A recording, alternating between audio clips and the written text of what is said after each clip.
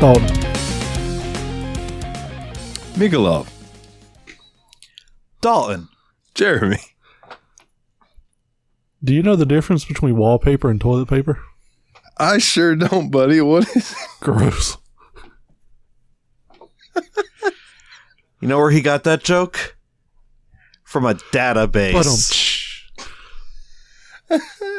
You know, That joke stinks. I was talking to Brandy the other day. You wiped your ass on the And wall? I told her that I need to become a dad soon because I'm telling all these dad jokes and I don't want to be a faux pas. You know, I didn't get that when we did Steam Machine the other day. I just kept talking. Yeah. It wasn't until I listened back that I'm like, oh, Dalton. Yeah, that's what she said. Oh. Welcome to Yabs Pod. What's up? So, Dalton, That's what she said of podcast. I got a story. Since now we can have unhinged Mikhailov. All right, let me hear it. So, talking to my buddy today at work, and he's asking me how the Morrowind podcast went. And I'm like, oh, well, my buddy Dalton was the only one who beat it, and he's the one that's kind of getting me into Starfield. And he goes, somewhere in the world, there's a mother and a father that named their kid Dalton. I'm like, what? He's a decent dude, and he allegedly has a big dick. He's like, how do you know? I'm like, he told me. He's like, dude, he's named Dalton, and he goes around telling people he has a big dick.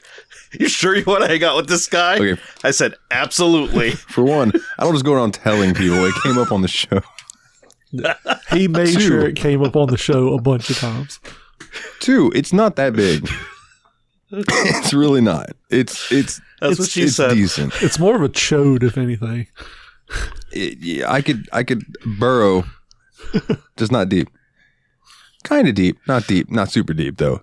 But anyway, So the beginning in Starfield, when you're in the mine and you get that big machine that like is just digging these big wide holes into the rock.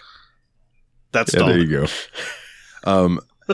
But I will tell you, I got my name because my mom had a super thing for Patrick Swayze, and she loved the movie Roadhouse.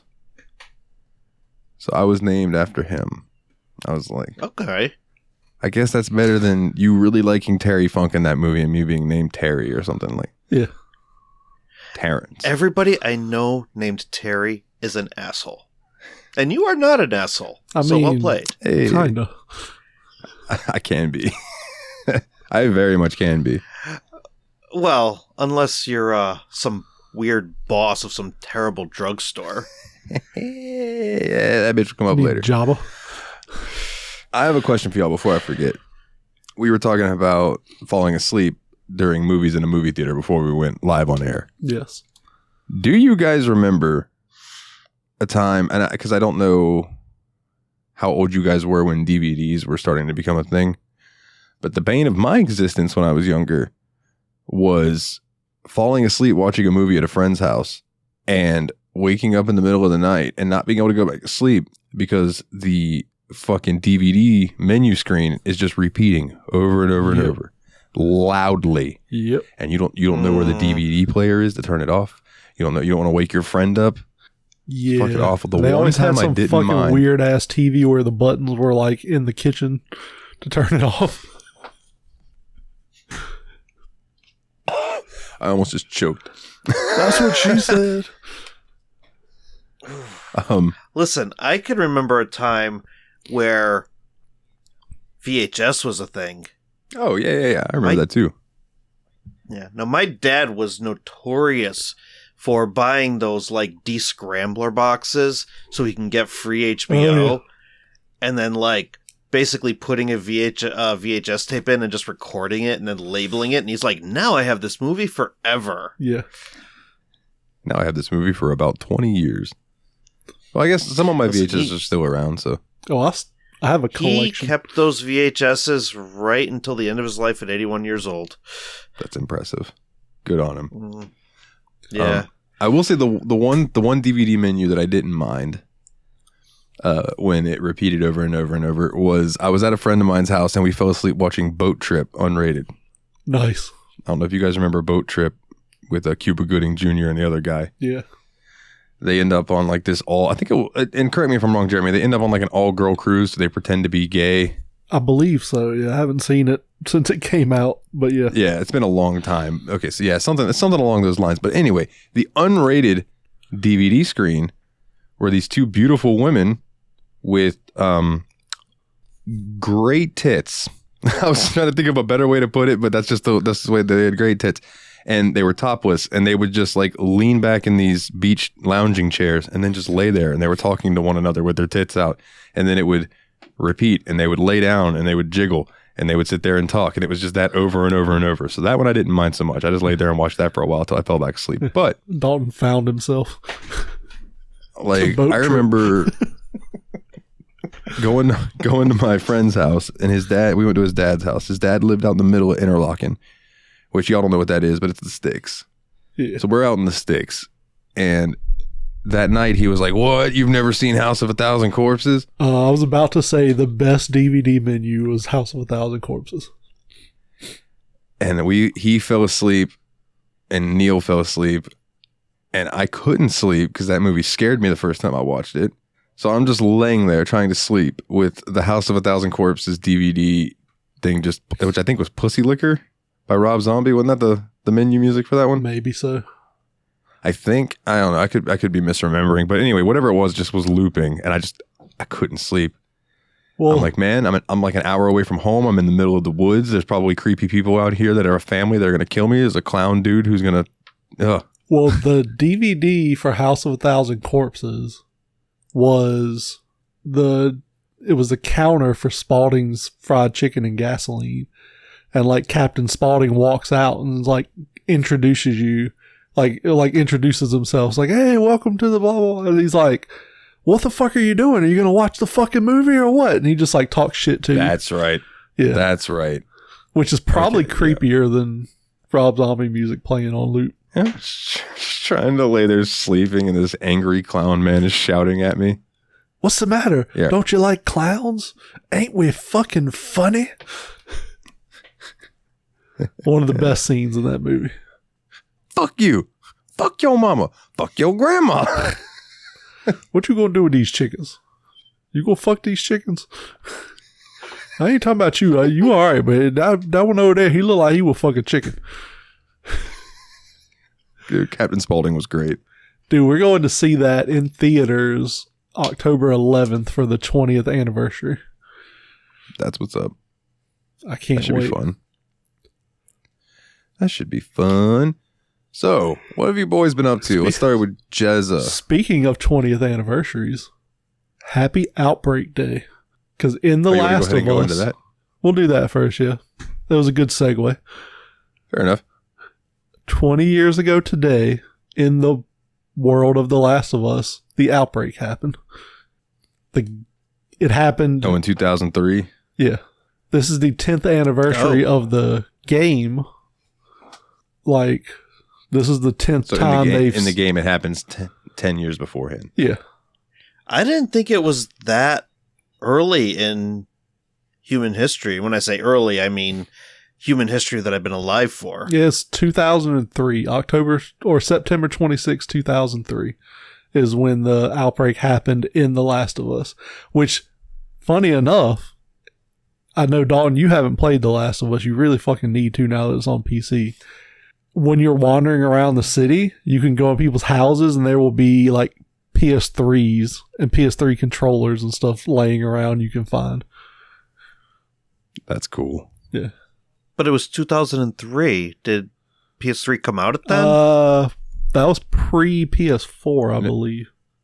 I think... Because well, maybe it did, because I was working Toys R Us at the time. Came out the same day as the Wii, and I remember we almost had to call the police on a bunch of parents because they didn't get the Wii. They were ready to go to war. Well, that was a fun The game takes place in 2013. Yeah, the game takes place in 2013, but the outbreak happened in 2003. And when did the PlayStation 3 come out? 2006. So that's what I thought. That's a little error right there.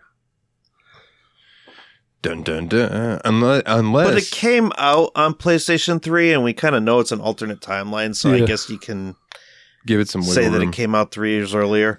Listen, technically, we're supposed to have virtual reality. If you look at Ready Player One, that stuff came out in the 90s in that book. I didn't realize that book was that old. The book itself is not that old, but I get you. In the history of the book, that technology came out earlier because James Halliday existed in that world. So, I got you. He's the one who created Ready Player One. So it's hard to see, but there's a fat model PS3, 2 controllers plugged in, and there's a copy of Uncharted 3. Hell yeah. They probably did that just for like marketing because it was PlayStation exclusive. For one thing, though, that Uncharted 3 was in a jewel case. Exactly. So maybe in this universe, the PS3 came out in 2003 with 3 Uncharted games immediately released in jewel cases. Which, jewel cases, I like jewel cases. You know what I really like? And I wish it caught on? I don't know if you've seen them. I saw them at GameStop. EA released some games in steelbooks, but they were jewel case size steelbooks. But it was like Madden, cool. NBA 2K, and like shit like that. But it was older games, so nobody really bought them because they didn't want to pay full price for last year's game. Yeah, but they're still a cool idea though. They're fucking really cool, and I was like, man, that would have been like a cool idea to make them jewel case size instead of Blu-ray size. I've also always really wanted the PlayStation 1, the long boxes that were like the jewel cases but like long. Oh yeah, the Saturn I thought style. Those were cool too, but I don't ever see them anywhere. Yeah, well, that's what. And that Blockbuster had their own kind of box with like horrible printed versions of the art. Actually, no, it's the Blockbuster logo, which is the game printed on the side. Yeah. Never mind. Yeah, I remember. It was a local place, Tommy K's, that had poorly printed artwork on the boxes. We had 2 places. We had the local joint Video Zone, and then we had Movie Gallery that came in. And at Video Zone, the video game section, like I remember the Nintendo 60, like they used to be like where you could rent consoles as well, right? Mm-hmm. But they had Nintendo 64 games, and I just remember them being a big plastic baggie with a Nintendo 64 in there and a printed copy of the manual, and that was it. So yeah, that was all you got. That's the Gears 5 steelbook. It's like jewel case sized. It's just so much cooler to me. Gears.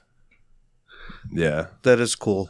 I get like it would be more expensive to do just jewel cases or just steel books instead of like jewel cases or plastics, but dude, the fucking games are $70. Like, well, the thing is too that one of the reasons that they moved to those big cases is the PS2. They had the fucking memory card slot in there. Yeah, so you could carry around your memory card in the case. Like, who the fuck did that? Like, some people did. I will say I've gotten a lot of games traded in when I had the store that had memory cards still in them. So. I mean, the only reason I could understand that is if you had a game that the saves were so massive that they took up an entire memory card, then just put that memory card with the game. Like Animal Crossing. Crossing. Came with its own memory card. That actually came with a memory card because the village takes a whole memory card. Pokemon Box, same thing. They gave you like a special Ruby Sapphire memory card. God, I wish I didn't sell that. Yeah, that game is insane now. I got $200 for it in 2006. Yeah. Actually, no, 2008. What's it go for now? $1,500, and that's not even complete. Yep. Wow. That's way more than the 2 that I think we've talked about this before on Steam Machine. The only 2 games that I have that are really worth anything are Phantasy Star and Chrono Trigger for the DS. Yeah. And Phantasy Star is Sega Master System. Yeah, the most expensive game I had, I sold my copy of Sculptor's Cut for $1,000. No, you had Sculptor's Cut? What the I bought hell it for $300. I think $300. It's the Clay Fighter Sculptor's Cut for N64. It was the Blockbuster, like, DLC version of Clay Fighter 63 and a third, but it was Blockbuster exclusive. Dude, I have a buddy that's been looking for one of those for years. I wish I knew you had it at one point. I sold it in like 2020, I think. You sold it through the store, right? Yeah. No, I don't blame you for turning it around and selling it, because that's profit right there. But yeah, I bought it for $300, Damn. I think, back in the day, because I was trying to complete the N64 lot, and then I got like 22 games from completing it, and COVID happened, and the prices went so stupid that I was like, I'm not buying these games for this price, and if I can't complete the set, there's no reason to have them. So I ended up selling. I had all the hitters except Super Bowling. So I had Transformers, Beast Wars Transmetal, Stunt Racer. Oh, such a terrible game. That game is so ugly. Oh my god, it's just atrocious. I had Bomberman Second Attack, which was actually a really fun game. Yeah, the Bomberman games for N64 were surprisingly really good. They actually had a very nicely fleshed out story and some good characters too. And they were not typical Bomberman games, but I think threw people off because they bought those, they enjoyed them, and they were like, I want to play more Bomberman games. They bought older Bomberman games and were like, what the fuck is this? Yeah. No, I had that exact same thing happen because it was my first Bomberman. And man, it was just so good. Like, just, it had a story and a world, and I don't know, it was just so good. I loved it. Yeah, it was great. Goemon for N64 too. I really enjoyed it. I had Mystical Ninja, but I ended up selling that too. I actually had Mystical Ninja complete in box. So yeah. Damn. You know, you're making me sad. I have never, that I can remember at least, I've never played a Bomberman game. You should play one. You should play Bomberman 64. Yeah. Nothing else. Just that one. All right. Now, like, so the Bomberman franchise has always been you as Bomberman against either other players or computer Bombermen in a more or less of a maze, a grid, kinda. And your goal was to eliminate everybody else. Well, yeah, I remember. It's almost like a puzzle game. Yeah, more or less. Well, on N64, for some reason, they said, we're going to make an action-adventure game out of Bomberman. And they made two really fucking good ones. They were phenomenal. And then they made Bomberman Hero, which was basically a regular Bomberman game.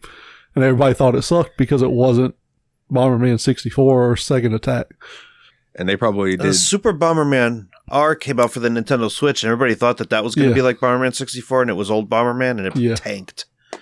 I bought it, and it was fun for Bomberman game, but yeah, people were like, this isn't Bomberman. So yes, this is Bomberman. This isn't N64 Bomberman. Right. I had some friends who were, I think they played that multiplayer a lot together, but they fell off of it relatively quickly. Oh, yeah.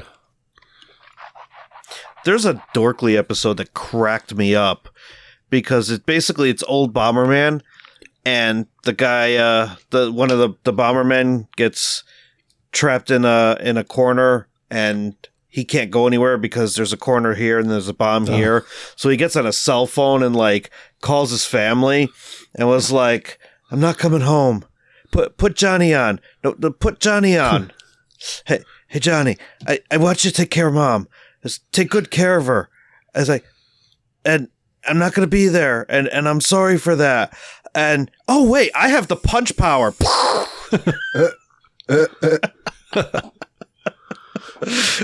I freaking love Dorkly. Oh man, Jeremy, what you been up to, my good sir? What have I been up to? I don't fucking know. I started my new job. It's not bad. Like, it's retail, but I mean, like, everybody's pretty chill and laid back. The very much younger than me employees are all pretty fun to talk to and all. basically just ringing people up and then just wandering the store, stocking stuff, making sure the store is picked up. Yeah. And it's all horror and Halloween shit, so it's pretty fun. Really hard not to just buy half the shit that's there, but yeah. Well, that's what's up. Yeah, I can imagine working in one of those stores. I would want to buy everything. Oh, I want to, and I have an employee discount too, so yeah. Ooh. And it's not. Where is this, Jeremy? Spirit Halloween. The Halloween store. Oh, that's right. Okay. I remember the last episode so, now. It's not just costumes. They have collectibles. They have home decor, all kinds of cool shit. So that's the shit that I want, is the home decor stuff. Oh, they have a Mars Attacks welcome mat, and I want it so bad. Well, that's what's up, man. I'm glad you're enjoying it. At least, it would suck that if you absolutely hated it. If I hated it, I would just quit. So, yeah. Ever since I closed the store, I have what I've been calling office space syndrome, where I'm kind of dude in office space, where if I just do what I want to do, if I don't want to do something, I just don't fucking do it. So, my credit card payments, kind of just stopped making those. I've been doing work for my mom, helping her out get a rental property ready, doing eBay. Just, like I said, if I don't want to do shit, I just don't do it. I did go, you'll like this. I think I told you about it. I did go see Everclear last week, and the Ataris were supposed to be there. The lead singer of the Ataris has COVID, so they weren't there. Oh, that sucks. Which, it sucks, but at the same time, I know 2 of their songs. So, the opening band played Boys of Summer. So I was like, consolation. The opening band were called... That's the only song I would have cared about. The opening song is called, or the opening band was called the Pink Spiders. And they were pretty fucking good. Is Everclear the band that did I Am Everything You Want, I Am Everything You Need? That's a different band. Are you sure? Yes. Positive. 100%. What the fuck did Everclear sing then? They were Father of Mine, Santa Monica, AM God Radio, Almighty. Wonderful. Bro, I fucking hate that song, Father of Mine. I love it. That song sucks dick, bro. I fucking love that song. Father of Mine, tell me where have you been? That song sucks, I just dude. closed my eyes. My whole world disappeared. No, one of my favorite songs they do, my favorite radio hit they did was Everything to Everyone. You always try to be everything to everyone. Good song. Doesn't ring a bell. And this is fun. My favorite song of theirs, it's a deep cut, is Unemployed Boyfriend. You would like Unemployed Boyfriend. So, for anyone who doesn't know, Art, the lead singer of Everclear, has been married 4 times. So, Ric Flair. After the concert, they're like, hey, we're going to be at the merch booth signing shit if y'all and hanging out. So me and Diana are run over to the merch booth, and we get probably 6th or 7th in line. So I bought a vinyl. I paid $50 fucking for their new album on vinyl, because when I meet musicians, I like to get vinyl signed. So I was like, fuck it. Enough. I'm just going to do it. I didn't really have the money, but I was like, this is once in a lifetime kind of thing. They're one of my favorite bands, most listened to as a teenager and stuff. Walk up there, and I'm like, oh, you did a good show. I was like, I've been a fan for a long time. You're one of my favorite bands. I was like, but you never play my favorite song at shows. He's like, what song? I was like, Unemployed Boyfriend. And Art's like, oh, I fucking hate that song. That's why. And I was like, okie dokie. So I'm assuming it's about one of his ex-wives. So that's probably why he hates it now. Because it's basically a song about a guy picking up a girl in a unemployment office. So I'm assuming it's about one of his ex-wives. So, but yeah, I have a few interesting celebrity encounter stories and that's now added to the list. Nothing beats Tom Green, but yeah. That's one of the cringiest things I've ever done in my life. What else? I finished the bathroom remodel I've been working on for my mom today. So, oh yeah. Yeah. Attaboy. Always nice to help out the parents. Oh, yeah. I mean, they're paying me, but I'm charging a reasonable rate and I'm getting the work done. So, because they've been trying to hire people and like everybody either doesn't show up or the one guy that got to show up.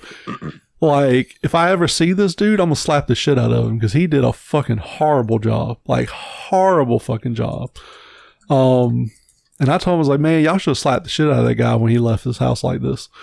So now I finished the bathroom remodel. Now I have to go back and fix a bunch of shit that he did that looks like doo-doo. So that'll be fun. Other than that, I'm getting really close to the end of Starfield, which, so we were going to talk about it a little bit, spoiler free. And I know Dalton kind of had a similar feeling about it. It's a very good game, but I'm kind of getting bored with it. There's a few gripes I have with it. The main gripe is there is no co-op. I really wish you could do co-op. I understand why, because of certain story beats, you wouldn't really work as well co-op. But like me and my buddy played some Far Cry 5 co-op, and it was some of the best times I've ever had playing first-person shooters. But that's always been a thing that people wanted was co-op Bethesda games. And then they gave us Fallout 76 and everyone shit on it. So they were probably like, you know what, never mind. Well, in everyone's defense, they said, we want a co-op Bethesda game. And Bethesda said, there you go. And we were like, this is shit. And they're like, well, you asked for it. And they're like, we'll polish this turd up some. And by the time they got it polished, nobody gave a fuck anymore. Sounds like what Game Freak did with Pokemon Scarlet and Violet. You guys wanted an April open world game. Yeah. Here you go. I'm actually listening to Steam Machine, and I just passed that part where y'all were talking about that. To me, they weren't terrible games, but they were very buggy games. Like, they could have optimized them a lot better. I'm not really playing the DLC just because it's more of the same. Yeah, I don't. So, with Pokemon games, I've always been, I buy the game, I play it to its conclusion, and then I'm done with it. So, like, I'm not doing DLCs. I'm not doing, like, oh, there's 50 extra Pokemon yet, and I'm not interested. Like, I want to do the game and then be done with it. You should try ROM hacks. I've heard that. There's one I wanted to play, Team Rocket Edition, where it's Let me like, hook you up. if you beat somebody, you get to steal one of their Pokemon. Yeah. Bro, I can zip file you all the Pokemon ROM hacks I have, that one included. And then send them to you. I was always really curious about Cock Edition. I just wanted to know what it was. Somebody traded it in at my store. Or no, they were going to trade it in, and they ended up not taking the trade, and I was a little upset because I was like, man, I just wanted to fucking play that shit. Cock? I was at a convention. Cock. Like cock and balls. No, I get you, but there's also a Pokemon My Ass Edition. I have seen the Pokemon My Ass Edition. Pokemon Eat My Ass Edition. The ones that I like to shout out is Pokemon Light Platinum. It's the first one I ever played to conclusion. It's fantastic. The Pokemon Dark Rising 1, 2, and 3. Those are really good. But Pokemon Snakewood. Pokemon Snakewood is a zombie apocalypse scenario in the Pokemon world where you come across zombie trainers that have zombie versions of their Pokemon. Nice. Which boil Basaur and things like that. Like, nice. It's a fun time, man. And then you have some too that are just like straight up cool games, and they're like Pokemon, but they just write the story better or whatever. But then you have some that are your meme games, like Pokemon My Ass, like Pokemon Cock Cops, Edition, like Cock Edition. Yeah. I don't like I said, I don't know what it is. I have no reference. I'm curious enough. I want to play it just to see what the fuck it's about. Yeah. The one I'm playing right now is Radical Red, which is like a hard version of Fire Red, but it's got every single Pokemon on it. Like Scarlet and Violet Pokemon. Like you get to choose which starters you want. I chose Scorbunny. Nice. So, and they follow you. So like it's a Game Boy Advance game. So I have this like Game Boy Advance version of Scorbunny following me around. It's actually really I like cool. when they do the sprite work for newer Pokemon. I think that's really neat. Yeah, and they usually look better. Yeah. No, it's pretty phenomenal. The one that I played that had like a bunch of the gens in it was Ultra Fire Red or something like that, and then there was this other one that I played that was Ultra Shiny Sigma Gold, I think is what it's called, which is, people name some of these things from weird shit, but that was a really good one that had a lot of Pokemon in it. That was fun. Oh, yeah. Good ROM hacks. I hooked you up, Jeremy.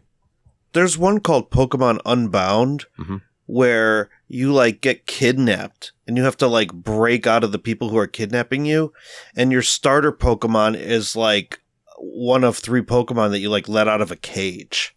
Nice. Is Unbound one of the PC games? No, Uranium is the PC version. So there's Uranium, there's Phoenix Rising, which both of them are I think Phoenix Rising is technically a better game and better told story. It's less edgy than Uranium is, but both of those are really fucking good.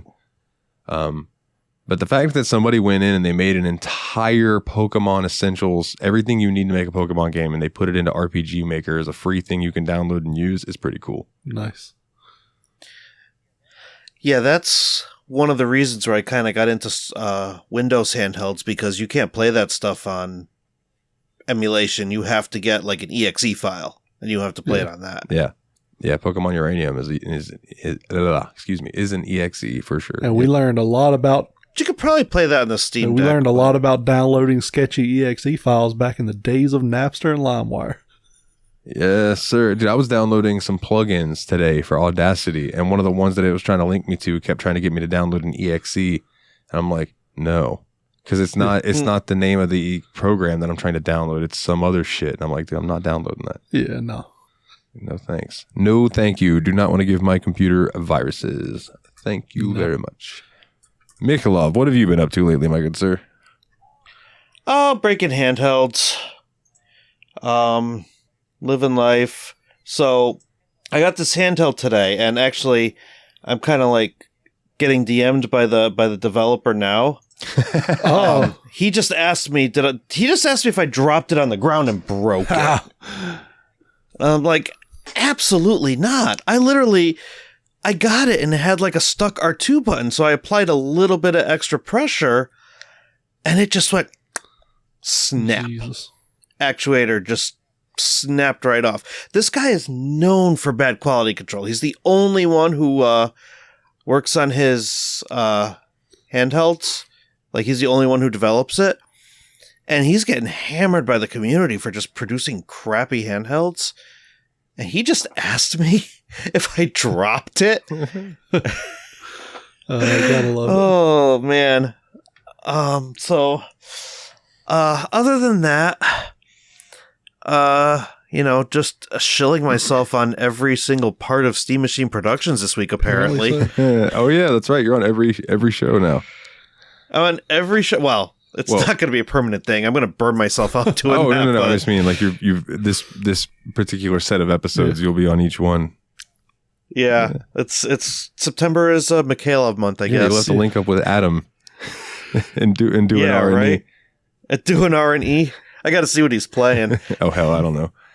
He's got his list up. I need to go look at it. Last I remember he was playing Yakuza 3. I don't know if it was for the show, though, but he was saying that it was really good and that we need to go ahead and play Yakuza Kiwami 2 so we could get to 3. Yeah. Gotcha. Yeah, the nice thing about all those games is I've been a Game Pass shill lately. Like, ever since Starfield came out and Sea of Stars came out, I've had like a 3-month membership that I really haven't touched, and now all of a sudden I'm using the dang thing every day, that I'm actually going to renew it. So I tell people all the time, like, if you have an Xbox, there's no reason not to have Game Pass. Like, the $15 a month. Unless you're not. Like, I tell people all because. Unless you're not playing your Xbox. We talk about it at GameStop because I'm friends with, like, all the GameStop employees in the area. And I tell them, because they say, I was talking to the manager. He was saying he had one employee that was like, he had to talk to her because she was like, don't buy a Series S. It's garbage, blah, blah, blah. And he was like, you can't do that. And I told him, my thoughts on the Series S versus the Series X. Are you going to play Madden and 2K? That's all you're going to play. Are you going to play Warzone and that's all you're going to play? buy a Series S. If you're going to play multiple different types of games, buy a Series X. If you care about having the fastest processor, the best video output and all, buy a Series X. If you don't care about that and you just want to play Warzone with your buddies or Fortnite or 2K or Madden, or you have one or two games you want to play, buy a Series S and be done with it. There's no reason not to. Like I was gonna apply for a job that was gonna be traveling. I was gonna be traveling like 80% of the year. I was gonna buy a Series S and a briefcase monitor to set up in hotel rooms and just download whatever game I was playing on it and play it in hotel rooms. So I mean, the Series S has a place in the gaming world. No, I agree. But yeah, if you have it, Game Pass, you should have. So I got a Series S for my birthday last year, and I love the dang thing.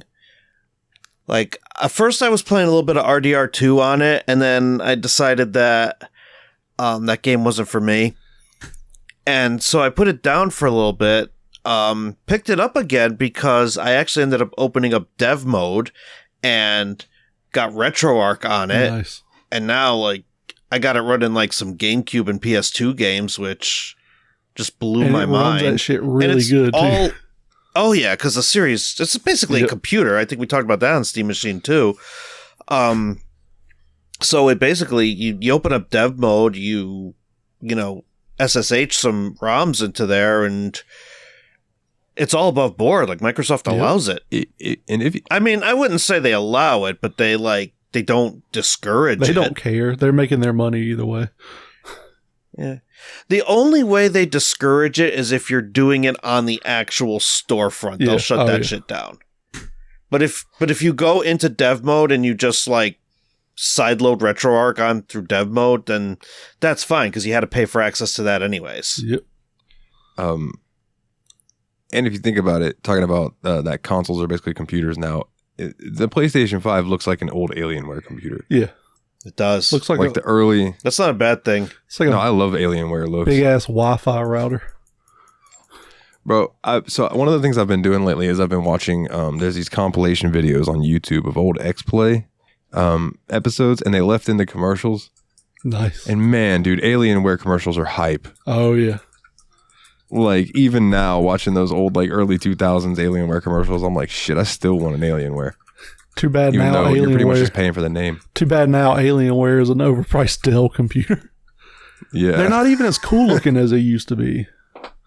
That's one thing that bummed me out last time I looked into them. Yeah. I'm like, now they look like sleek alien stuff instead of, like... I want shit really that cool looks aliens. Fucking nuts. Like, just otherworldly. So there's a PC tower on Amazon I always find. And I'm like, if I ever going to build a gaming PC, I want this tower. And I'll see if I can find it. And it's like orange and black and just absolutely insane looking. Is it the Taz version? That was a joke for Willie, who I don't think listens anymore. What are you doing, Willie? Listen. Of course I can't find it now. Oh, of course not. Because you're lying. You big lying sack of shit. Oh, here's a white version with RGB that looks cool as hell. Like this. This is a cool ass PC case. Yeah. That is like that's a tower? Yeah. Here, I'll send it in the really cool. I'll send it in the chat so you can see it clear. Like something like that. That's just when people like, you don't want to put it under the desk. You want to put it on the desk. Yeah, so people can see it and look at it.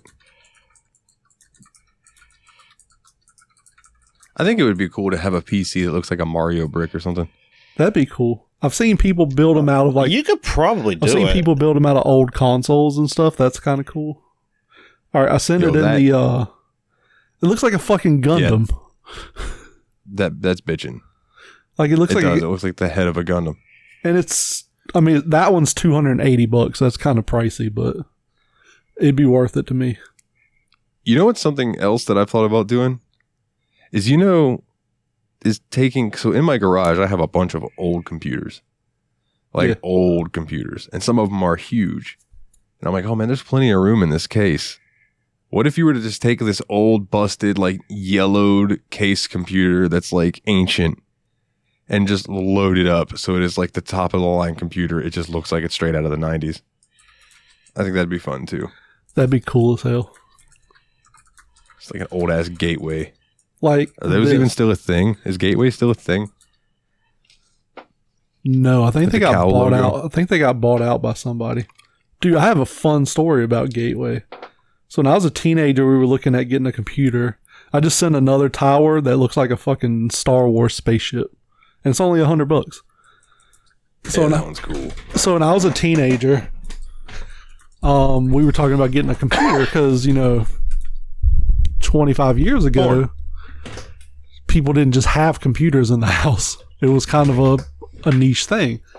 So we were talking about getting one. I wanted one so fucking bad. And my dad called Gateway and asked them for a price. And they like spec'd everything out and gave him a price, right? So I'm at home because it's summer vacation from school. And fucking knock on the door. So I go answer the door, and delivery guy's there with a bunch of fucking boxes with cow prints all over them. And I was like, we got a fucking computer, oh my god. So I take it all in the living room, and I'm like, call my dad. And I'm like, oh my god, the computer came, can I put it together? And he's like, what the fuck are you talking about? And I was like, a computer came from Gateway. And he's like, that son of a bitch. So he had just gotten a price from him, right? So apparently they put the fucking order through and sent the shit. And were expecting us to pay for it. And my dad was like, no, don't touch it. And I was so fucking heartbroken because I was like, I want this goddamn computer so bad. And it's just sitting there in a box, man. And I can't do shit with it. So yeah. What a bummer. Yeah. Fucking cow boxes. I just have these weird memory flashes of being in a Gateway store with my parents, and there just being cow print everywhere. Oh yeah. Yeah, I don't think they're a thing anymore. I think they got bought out by another company. Let's see. Probably Dell. I know Dell bought Alienware. Dude, you're getting a Dell. Acer. You know what? In 2007, Acer Inc. of Taiwan announced the acquisition of Gateway for $710 million. Dude, we need to come up with something that some other business wants to acquire. Agreed. For real. Because for $700 million. Mil? Yeah. Oh, god damn, son. Dude, I know it's $300, but I want that fucking Gundam case now. I think it's so fucking cool looking. It is sweet. I would want one in black, maybe. I don't know, that white with the RGB or purple, just but the so white is sweet good. though. It's sleek. So Jeremy, you know why you need to waterproof a Dell? Why? Because it's always rolling in the deep. There we go. But it's dangerous to be around her. I hear she sets fire to rain. Yeah. So what I've been up to, gentlemen. Yes, what have you been up to, Dalton? I left Walgreens. Yay! Officially. You need to insert like a crowd cheer right there after you say that. Like the pop when Triple H came back in 2002 or 3. Yeah. Just, dude, the fucking pop from The Rock coming back on SmackDown last night. Last week. Holy shit. Oh, yeah. That was loud too. That was loud. Quick side note, it was also funny that The Rock caused about 3 minutes of straight silence on TV because he got the whole crowd to chant, "You're an asshole," to the guy in the ring, and they had to bleep it. So they had to bleep the entire crowd. My nephew, so they just cut audio feed. My nephew was watching it with me, and he was like, why does it keep getting quiet? I was like, they're saying a bad word. They can't say that on TV. You're like you said, eventually they just stopped and just cut the whole audio feed. Yeah, they just cut the audio feed for like 2 or 3 minutes. It was tremendous. Oh, that was fucking, it was aggravating, but it was funny. So last episode, did we talk about me getting suspended? Yeah, because that would have been the first week that it happened. Yeah. Okay, so since then, I have been off the schedule. No days, no nothing. No, I haven't heard from anybody that works there. Nada. So after the first week, when I got the second week and I was still off the schedule, I said, okay, enough's enough. And I started applying all over the place. And the last time I did that, I included that I was still working at Walgreens. Yeah. Right? So this time when I applied everywhere, I put, no, I was no longer working at Walgreens. And suddenly, I've gotten all kinds of fucking offers. Yeah, they do not like it when you have a job already. Yeah, because then they have to wait at least 2 weeks for you. So they're kind of weird about that. Yeah. So yesterday, I went and had an interview at Circle K. I went in there. Strange things are afoot at the Circle K. Sorry, continue. There's no Circle K around here, so every time I hear it, I just have to quote Bill and Ted. Circle K's they're all right. I used to work for them back in the day, and that'll come up because when I went in, the lady's like, have you worked for Circle K before? Yes, ma'am. Well, you're probably not rehirable because Circle K has a very strict no rehire policy because of their overturn rate. She said, but you have some good qualifications and we do need an assistant store manager. I said, all right, what's the starting pay? She goes, starting pay here is $12 an hour. I was like, oh, dude, that's a $4 hit. Yeah. So I was like, all right. So she said, I'll get with my manager and see if we can even do anything with you. And then she started talking to she's like, so your last job or last time you worked here on your application, it says that you left because you wanted to make more money. So how am I supposed to hire you if I think say a year or two from now, I've invested a year or two in you and you find the job that you can go make more money. You're just going to leave to go do that. And I'm thinking to myself, yeah, dude, of course. I got to say something. I fucking hate when these motherfuckers say, we invested in you. It's like, no, they underpaid you to make them money. That's not an investment. Yeah. Yeah. If anything, I'm investing my life in your company. Yeah. Time out of my life that I will never get back. Now, that you are not paying me enough for. Now, when it's a job where, say, when I was an apprentice at the plant, they paid for me to go to school. They paid me they paid me my hourly rate while I was at school. That kind of shit is an investment. That's an investment. They put me with a person to do a job so that I could learn how to do it. That's an investment. When they say, Dalton, we're going to give you 15 minutes training on this register and then you work here, that's not a fucking investment.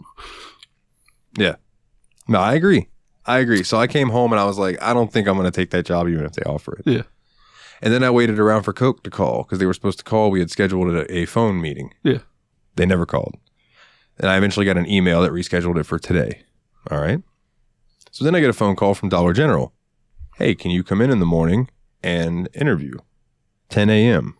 Yeah, sure. So it's a bit of a drive out on Monongahela. It's like a maybe that's longer than that. It's probably like a 10-minute drive out there. Rode out there, had an interview with the lady that runs that store, and it seems very chill. It's the complete opposite of Walgreens if I ended up in that situation. Unfortunately, starting pay there would be $13, which is still a hit. And it's like, man, I really don't want to make less money. I mean, but you have to look at it right now as you're making $0 at Walgreens. No. Because you're off the schedule. So the interview went really well with her, and she liked me, and she said she's going to send me a hiring packet, and that I need to go through it and get back to her. Okay. So I leave there, and I texted Brandy and was talking to her about it a little bit, and then I went back home, and I'm just chilling, and I'm waiting. Because I had not slept. So I've had probably a total of 8 hours sleep in the last 2 to 3 days. Just nerves. And I don't know why. I don't know why I get nervous. I have no reason to get nervous before job interviews. I'm qualified. I am a good worker. There's no reason for me to get nervous. I just do. And so today I went and I had the thing. So I'm to come home and I'm waiting and no phone call. It hits 2:00 and that was when the schedule time was supposed to be 2 to 2:15. Nothing. So I'm like, all right, I'm going to lay down. So I laid down and I'm almost dozed off. I had my phone set for an hour. So I was just going to drop an hour nap. And I'm laying there for probably 30 minutes. Was just about to fall asleep and my phone rings. And I look over and it's a number that I don't recognize. So I was like, all right. So I answered it. Hello. And it was the lady from the Coke interview. Like an hour late. Yeah. A day and an hour late. But she was very sweet. And we sat there and we talked. And she said, okay, well, from everything you've told us, I think that you are a good candidate for this position. She said, you'll be working out of Jacksonville, or at least you'll be training out of Jacksonville, which is a decent drive for me. Yeah. Like an hour and a half drive. But she said you'll be training out of there, and then I think I'll be primarily working near St. Augustine in that area, which again is a drive. But they offered me full-time, $17.20 an hour starting off, which is more than I was making at Walgreens. 65 cents per mile from my first store to my last store. So I got to start tracking mileage. I'll have to remember that. And then benefits, overtime available almost every week if I want it. 7 to 8 hours overtime, which is time and a half. What else? The schedule would be Friday through Tuesday. So I would be off Wednesdays and Thursdays. So if I do end up getting the job, which I pretty much have the job, but you know, I'll get to that in a second. But we're gonna have to work on recording days for shows, but we'll figure it out. Yeah. We'll figure it out. Release days might become recording days, and recording days might become release days. But we'll figure it out. Like I said, depends on when I'm getting off work, I guess, for those, and when I need to get up for work. Although 1 day a week having to get up on like 4 hours sleep shouldn't be too bad. So maybe it'll be all right. Anyway, besides the point, I finished talking to her and we got off the phone and it was very good. And she was like, you know, she sent me through the letter of consent, like, consenting that I'm like, yeah, I'll take the job acceptance thing, offer. That's what it was. So I sent that through, and then I sent through my background check, and then I saw that I needed to take a piss test. All right. Let me text her and ask her something real quick. So she told me, she's like, if you have any questions at all, this is my direct line. You can text me, call me, whatever you need. Okay. So I shot her a text. I said, I do have a quick question for you that I meant to bring up and forgot. I said, I have my medical marijuana card. I said, now obviously I don't use it before work. I said, but I do have that and do use that. I said, but it's a prescription. I got it from a doctor. Oh, and she writes back. She said, oh yeah, when you go to take your drug test, just present that to them and let them know, and they'll make a note of it on the file, and you'll be fine. Sweet. Oh, that's good. Oh, thank God. Dude, like, I don't even see weed as a drug. As long as you're not in, okay, like jobs like retail jobs and stuff, if people want to get stoned before they go in and work in there, that's fine. Yeah.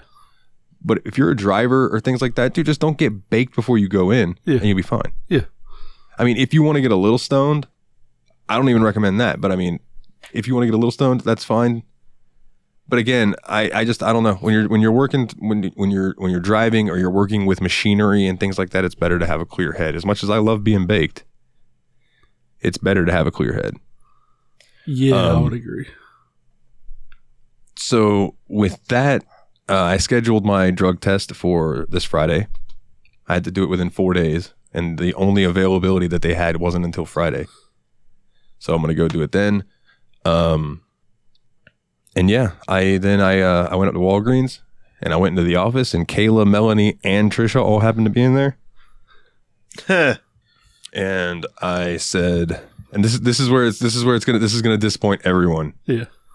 Because I went the high road, and I went in there and I said, hey, I just want to let you know, basically I've found another job. The lack of hours here forced me to do so. I said, so you can consider the last 2 weeks that I have been off the schedule as my 2 weeks notice. I said, but I will no longer be on this team. I said, I do appreciate you for the time, and I thank you for that. I said, and this is where I almost was like, I wanted to go into the, well, goddamn pal voice. But I was like, and I wish you all the best of luck in your future endeavors. Which is what WWE always tell their wrestlers when they cut them. Yeah. So that's what I told her. And Melanie's like, well, take care of yourself and you be positive. And Kayla gave me a little hug, and Trisha just said, take care, Dalton. She said, "Ooh la you too, waka Jabba." chuba." Wado ituki no bawa ka Han Solo. Dabawookie. I feel like they were like, how should Jabba laugh? They were like, have you ever heard Andre the Giant laugh? Just take that and just put some gruff on it. But yeah, so there's that. And then this week, Thursday, Brandy's going out of town for her birthday, so I'm going to watch her house for her and hang out with the animals. And I am excited for it because I fucking love her dog and her 2 cats. They are awesome. So I cannot wait. We both got new jobs. Sweet. Yeah. Mine's only going to be for like another 4 weeks, but still. So I switched grade levels. Does that count as having a new job? Absolutely. Hell yeah. You're a teacher. Okay. You should Absolutely. always be celebrated because these kids don't fucking give shit about nothing. But The nice thing about teaching juniors versus freshmen is the freshmen are annoying and juniors are basically dead inside. Yeah, I could see that. yeah, they're getting to that point where they're realizing Like they're life ain't not all that it is. seniors. The seniors they can see the light at the end of the tunnel, so they start trying to act brand new. And like you said, freshmen are basically middle schoolers, so they're just horrible people. So yeah, I'd say that sophomore, junior area is probably your best. Oh, that's the best grade to teach. Like if you could have to teach any form of degenerate child, sophomores and juniors are the absolute best grade. I can't teach because I will put hands on some of these kids and get fired. Ooh, fun story. Speaking of. Oh, segue. What was he? He was like a science teacher, like geography or something. He's a little guy. And he was from somewhere in Europe, but I can't remember where. His name was like Pavluzny. Irony. Like Pavlozny or something like that. Like Eastern He Europe, doesn't know maybe? the location of the geography guy. Geography is based on location. Yeah, I didn't. I don't even know if he was a geography teacher. I can't remember. That was 20 years ago. Did you say it was Pavlovnia? It was Doesn't ring a bell. Pazluznik or something. No, that's Pavlov. Thank you, Dr. Obvious. Continue. So we had this kid. His name was I think it was Kenyan. He was in the slow kid. He was a Kenyan from Kenya. He was in the I guess you'd call it special needs class. He was in the slow kid class. Okay. And but he was like, he just liked to fight people. And he never got in trouble for getting in fights, right? They would just take him to the office and be like, "You're not supposed to do that," and send him back to class. So Sit here, McGilla Gorilla, chill out. So we were in the like common area. So like the gym's here, the cafeteria's here, principal's office here, and then there's hallways to go to the classes. And it's like the front door is here and here, like the doors you come in. So it's that common area everybody's in at like the start of the day before classes start. He starts a fight with some kid, and this teacher goes over and tries to break it up. And this teacher was like 5'2", maybe. He was a short guy. This kid fucking turns around and swings at him. Dude, in one fell swoop, he grabbed that kid by the throat, pinned his ass against the doors to the principal's office. His feet were a good foot off the ground. So he's hanging this motherfucker by his neck. And the principal's office door swung out, so they couldn't open the doors to get out. But like he just grabs him by the neck and bam, up against the wall. Kid's eyes almost bug out of his fucking head. And the teacher realizes after a second what he's done and like lets the kid go. But it's like, yeah, that kid, I think that kid might have shit his pants when that happened. But yeah, oh man, it was fucking hilarious. We were all laughing like, cause everybody hated that kid. That kid was a pain in the ass to ever. He tried me one time because I was 6 foot tall in middle school. So like, he walked up to me. I think we were in 9th grade maybe. And like, you know, tried to buck up to me with his chest. And his chest was like, he's a short kid. His chest was like at my belly button. And I was like, go ahead. I was like, go ahead and fucking swing. I was like, because once you swing at me, I'm going to fucking kill you. And he's like, no, we cool. I was like, get the fuck out of my face. And he walked off. I'd have been like, if I turn too fast, my dick will slap you in the face, little short boy. Get the fuck out of here. Oh, I was all set to fucking knee him in the stomach and just beat the ever-loving I always took the prison approach to that kind of shit, where like, I was a big guy. Everybody wants to challenge the big guy.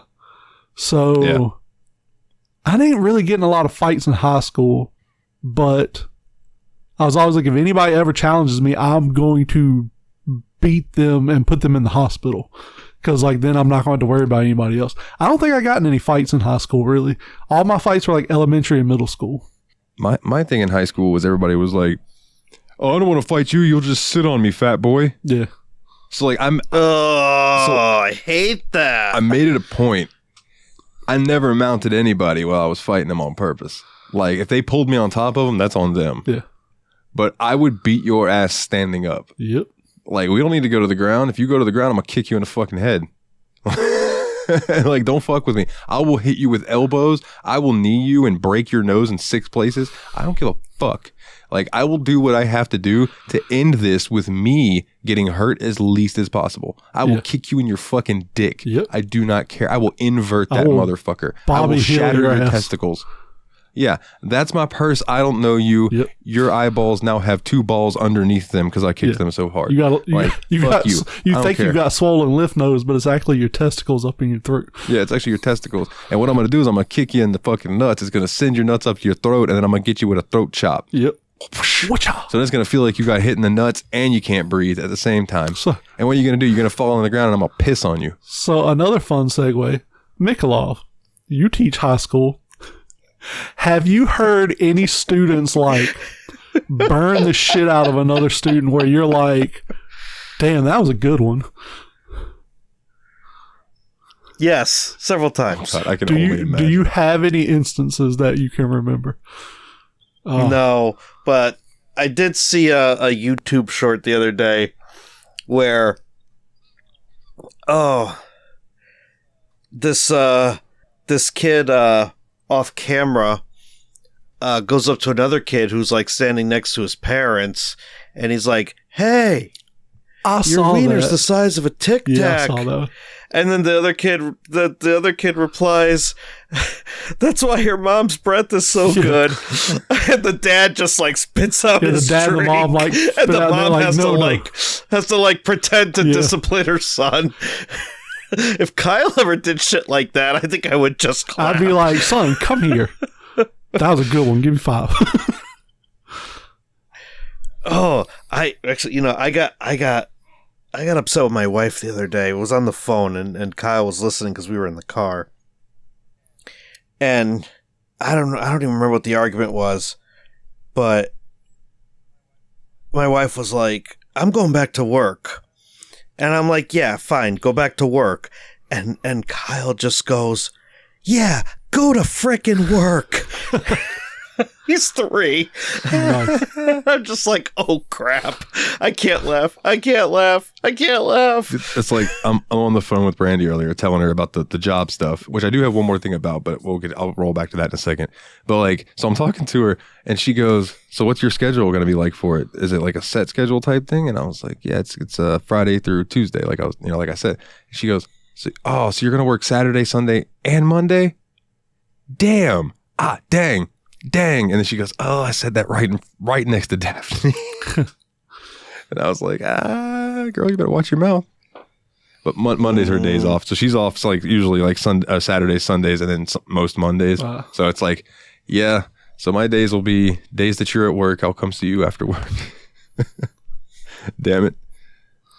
So when are you actually going to get off of work? Because that's key. Like if it's a 9 to 5er, then that's mint. Yeah, I actually don't know. The website when I applied said be prepared for shifts that start at like 4 and 5 a.m. Yeah. But that means that they'll end at like 3. Yeah, so it's not too bad. But if I'm going to have to drive an hour and a half to get to work, if my shift starts at 4 a.m., I'm going to have to be getting up early as fuck, which means I'm going to have to completely change my schedule around. Yeah. Yeah, you can't record on work nights. That's going to stink. It's going to be interesting. We'll see. Yeah. We'll see, because it might end up being that they're like, no, you don't have to come in until 9. Yeah. You just do a 9 to 5 thing. Well, I mean, even if you start at, let's say you start at 4, I mean, you get off at noon. So you drive home, you're home by 2, you eat something, take a nap for 3 or 4 hours, and get up, go back to bed at 10, 11 o'clock, and get up again. Finish recording Yaps Pod and not even go to bed that night. Yeah, right. Just get dressed and go to work when it's done. Fucking, if it was still the older days. Yaps Pod. I don't know how Yaps Pod becomes a 45-minute a week show. There was a night that me and Jeremy got done recording, and we were like, oh, that one almost hit 2 hours. And we were both real quiet, and then almost at the same time, we were both like, how the fuck did we ever do an almost 5-hour episode? Yeah. I don't know how the fuck we did. Dude, I had to listen to those episodes in shifts. I don't blame you. Yeah. I don't blame you. That's like Jim Cornette every week released 2 podcasts. Each of them are at least 3 hours long, if not 4. And that would always be my work podcasts that when I was doing truck and work and things like that, I'd be listening to Jim Cornette. Yeah. But just quickly about the work thing. So like those are the 2 job offers that I have now. So it's like if the Coke thing doesn't work out for some reason or another, I know I have that Dollar General job. Yeah. Right.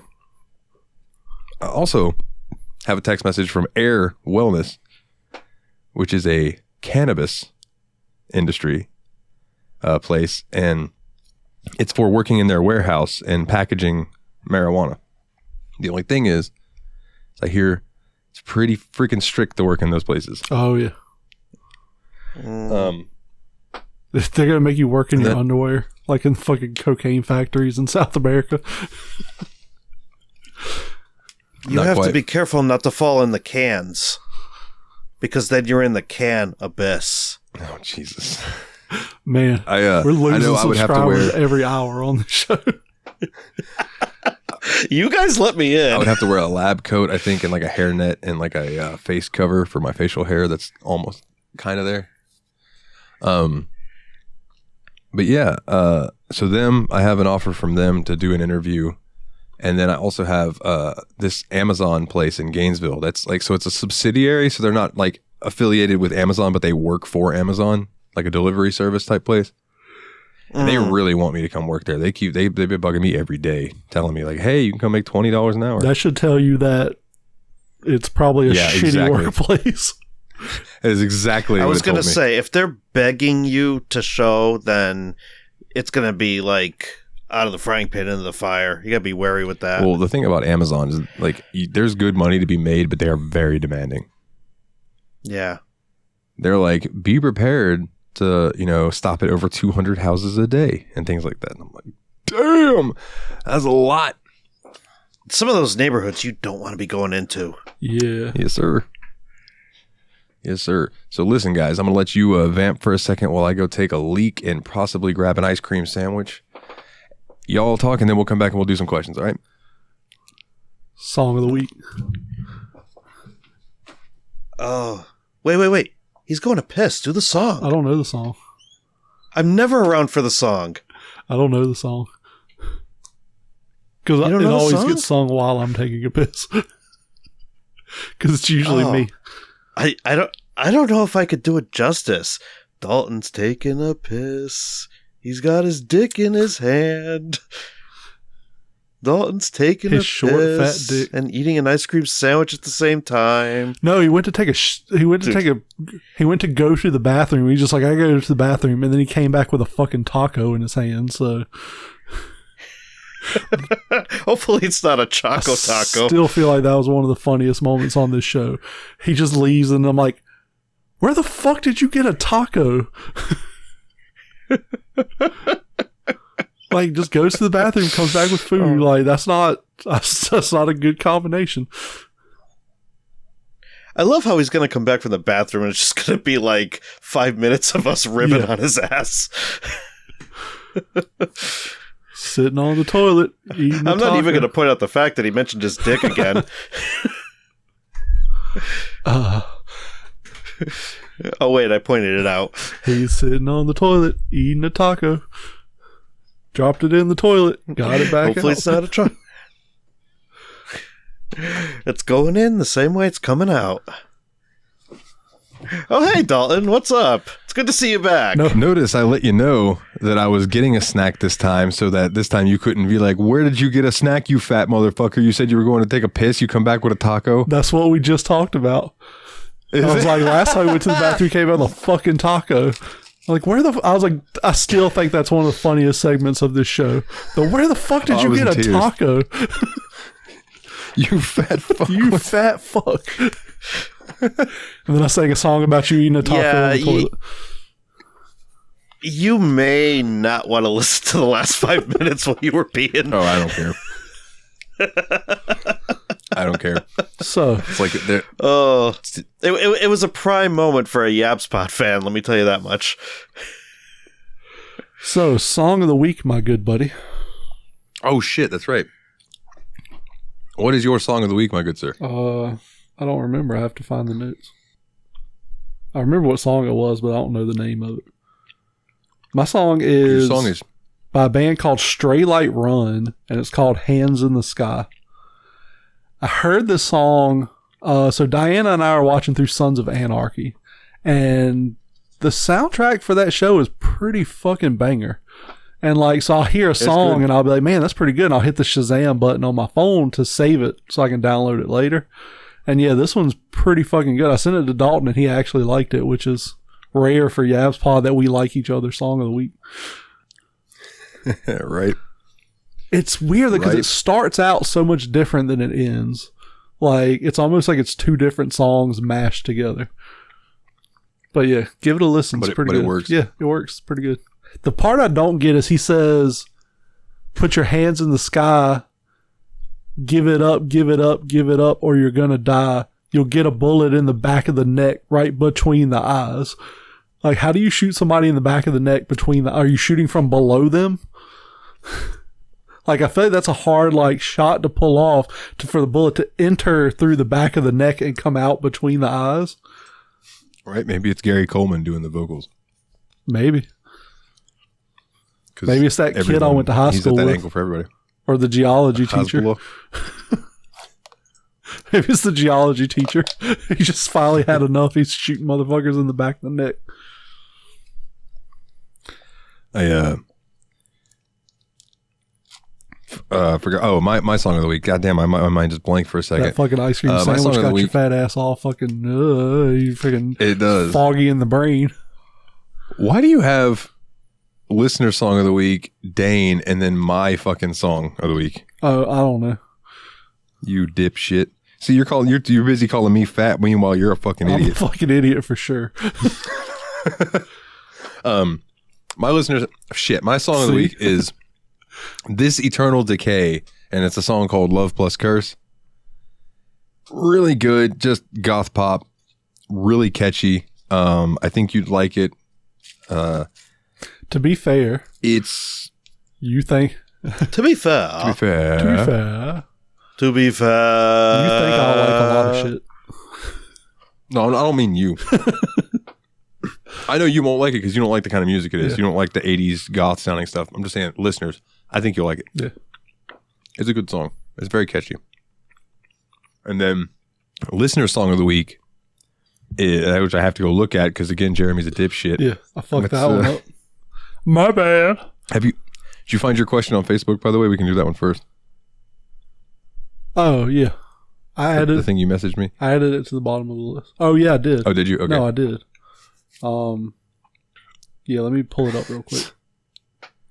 So Dane is our winner for the song of the week. He got and his reason is because fuck Coldplay. It is Joe Satriani's "If I Could Fly." So what's that reference? Joe Satriani is such a good fucking guitar player. Fuck Coldplay makes me think of 40-Year-Old Virgin. You want to know why? You know how I know you're gay? You like Coldplay. Oh, yeah. That's what it makes me think of. I don't know if there's actually a reference that I'm missing in it, though. It's possible. Yeah, Dane, what reference are we missing? So. Unless it's because somewhere on something I was talking shit about Coldplay. Maybe. So, I'll start the listener questions of the week.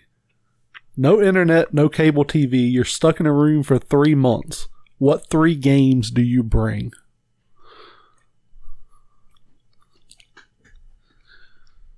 What were the parameters again? You have no internet, no cable TV. You're stuck in a room for 3 months. And you need video games. I'm going to take that as, say you have the games, they're fully updated, but you can't like play online, any of that shit. Because modern games, if you have no internet, you basically can't play the game. I'm going Oblivion, WWE 2K23,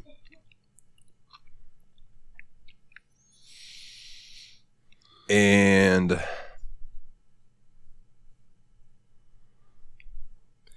something really long that would take me a while to beat. Something like Record of Agorist War. Or Persona 5. Or something that's like... Or Persona 5. It's something over 100 hours that way I could plug at, and then when I got bored with that, I could hop over to Oblivion. And then I could spend that entire 3 months playing a WWE game. Yeah. Let's be honest. So for me, I'm going to go Farming Simulator 23. Because I'm like that. I'm like you, WWE games of farming. I can just play that shit forever and not get bored with it. I'm going to say maybe Yakuza 0. Because there's so much to do in that game. That was number 4 on my list. I was thinking Yakuza, but I think of what I've played, 0 was slightly better than 1. So I'm going to go 0. And then what's the third game? Maybe F1 23. Just because you can do career mode, you can do my team mode, you can do time trials, a bunch of different shit. So what about you, Mikalaw? What 3 games are you bringing with you for 3 months? Well, I'm definitely bringing Chrono Trigger because that will very much get me through 3 months just by itself because I'll just play I'll get every single ending like I did when I was younger. I will probably bring, I don't know if ROM hacks count. It's a game. Yeah. I mean, I would bring Pokemon Radical Red because that is old school Pokemon, but it's also got like all the modern creatures and it's like got new challenges. It'll probably take me a while to get through. You could probably dump 100 hours into that pretty easy. Especially if you decide to shiny hunt at least. Something. I was going to say, if you're trying to complete that Pokedex, then that might take a while. Yeah.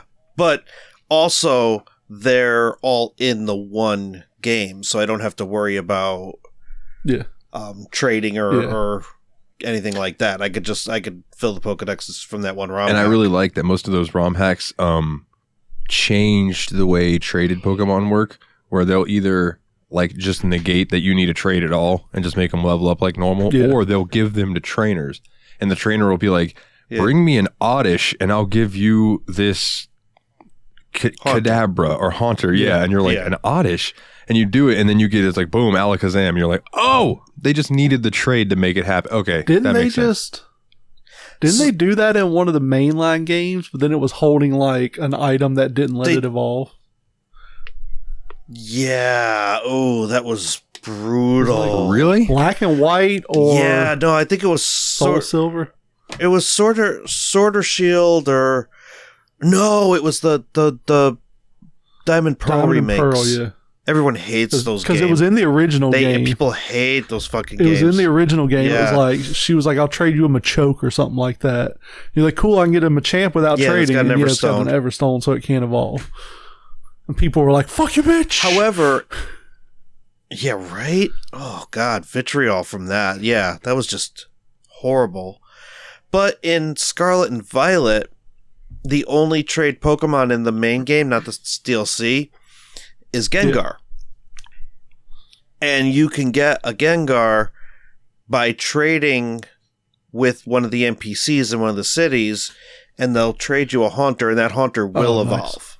And then they'll be like, oh, that Pokemon evolved. I wasn't expecting that. Like, where have you been for 20-something odd years?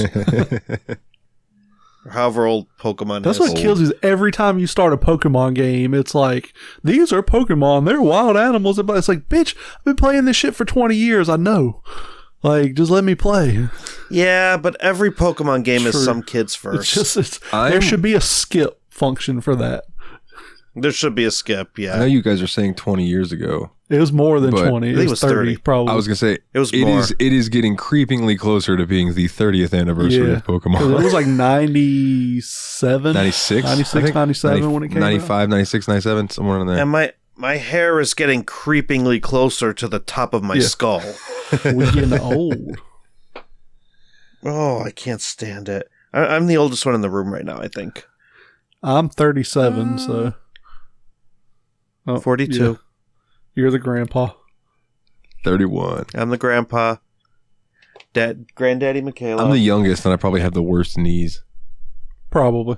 And so, you don't have gout, though. I I have don't gout have gout. in my wrist. Yeah, Jeremy, did you know you So can get gout in your wrist? I heard about that. That sucks.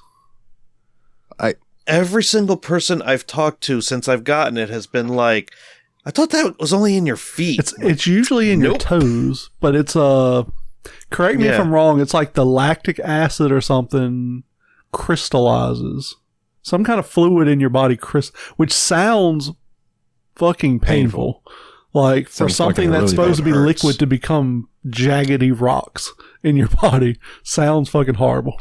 So I don't feel jaggedy rocks, but I do have a swollen, like, one of the bones, like, in my wrist is definitely swollen. Like, I could feel it. And it only really kicks in when I go to move my thumb a certain way. And then it's just like, yeah. It is a See, when my wrist hurts, it's like when it moves. It is a form of arthritis. Mm. It Yeah. is. Okay. Dude, go ahead. Uric acid. Yep. Pain and inflammation occur when too much uric acid crystallizes and deposits in the joints. you got piss in your joints, bro. I got piss in my Piss wrist. in your wrist. It's a and piss vinegar. wrist. Piss on your wrist, then lick on your clit. All right, so I got to pick a Yes. third game.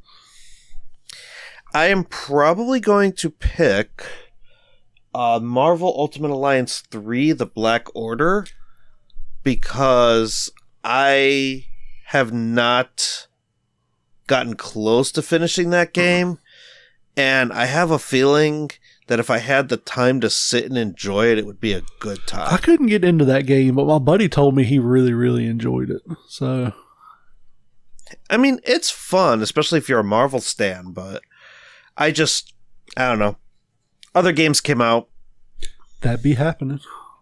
and I just haven't touched it. Fair enough. Fair enough.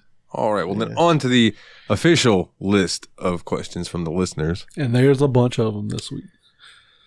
This first question comes up from our good buddy Jeff.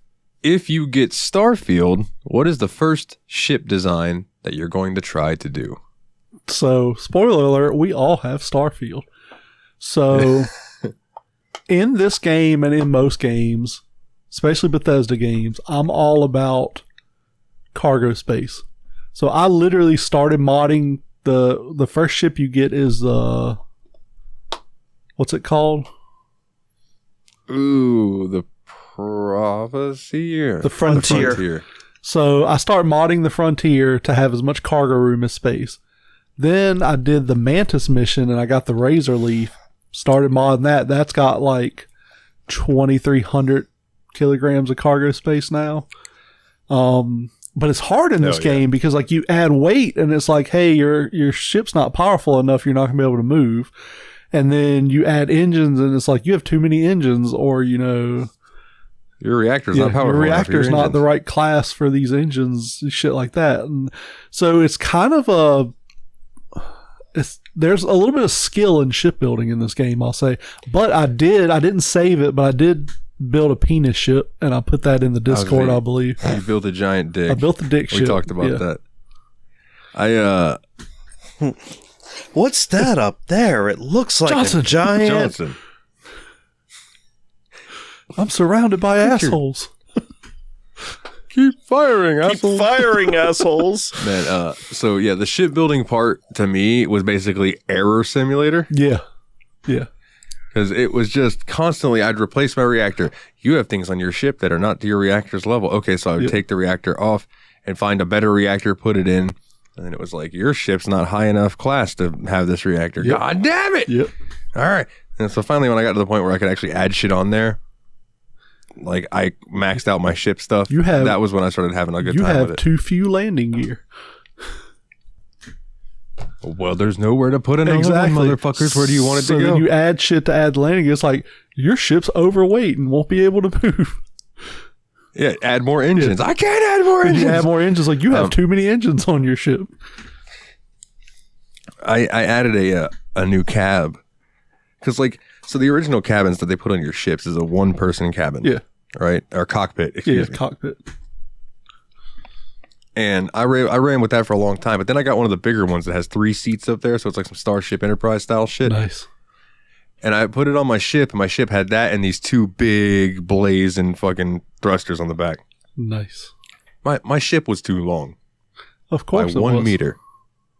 By 1 meter. Of course it was. And I had to take off my 2 big, beautiful. What the fuck word did I just use? Thrusters. Oh my god, that's what I call this shit. Dope. Thrusters. Engines? Yeah, thrusters. Thrusters. I had to take them off and replace them with some shorter, flatter, more sleeker looking ones that didn't have the big cool flames coming off. Yeah. They just had little flames. But you got to do what you got to do. And I ended up taking the one off in the middle and I moved some shit around so I could put one big thruster in the middle. And it was just in there enough that it let me keep it. And that was my final ship throughout the rest of the game. The Dragonfire. Well, what was that shipbuilding game you guys played on Steam Machine? Kerbal Space Program. Kerbal Space Program. I kind of wish this game did more like Kerbal, where it was like, we don't think this is going to work, but go ahead and try. Then you just fly it up into space and it explodes, and then it restarts you on the ground. No, that would be awful. At the same time, though, that would be hilarious. Yeah. Did I send you the TikTok of the guy who built the American flag spaceship? No. This dude built it, he painted it. It's this big fucking rectangle chode of a spaceship. It's wider than it is long.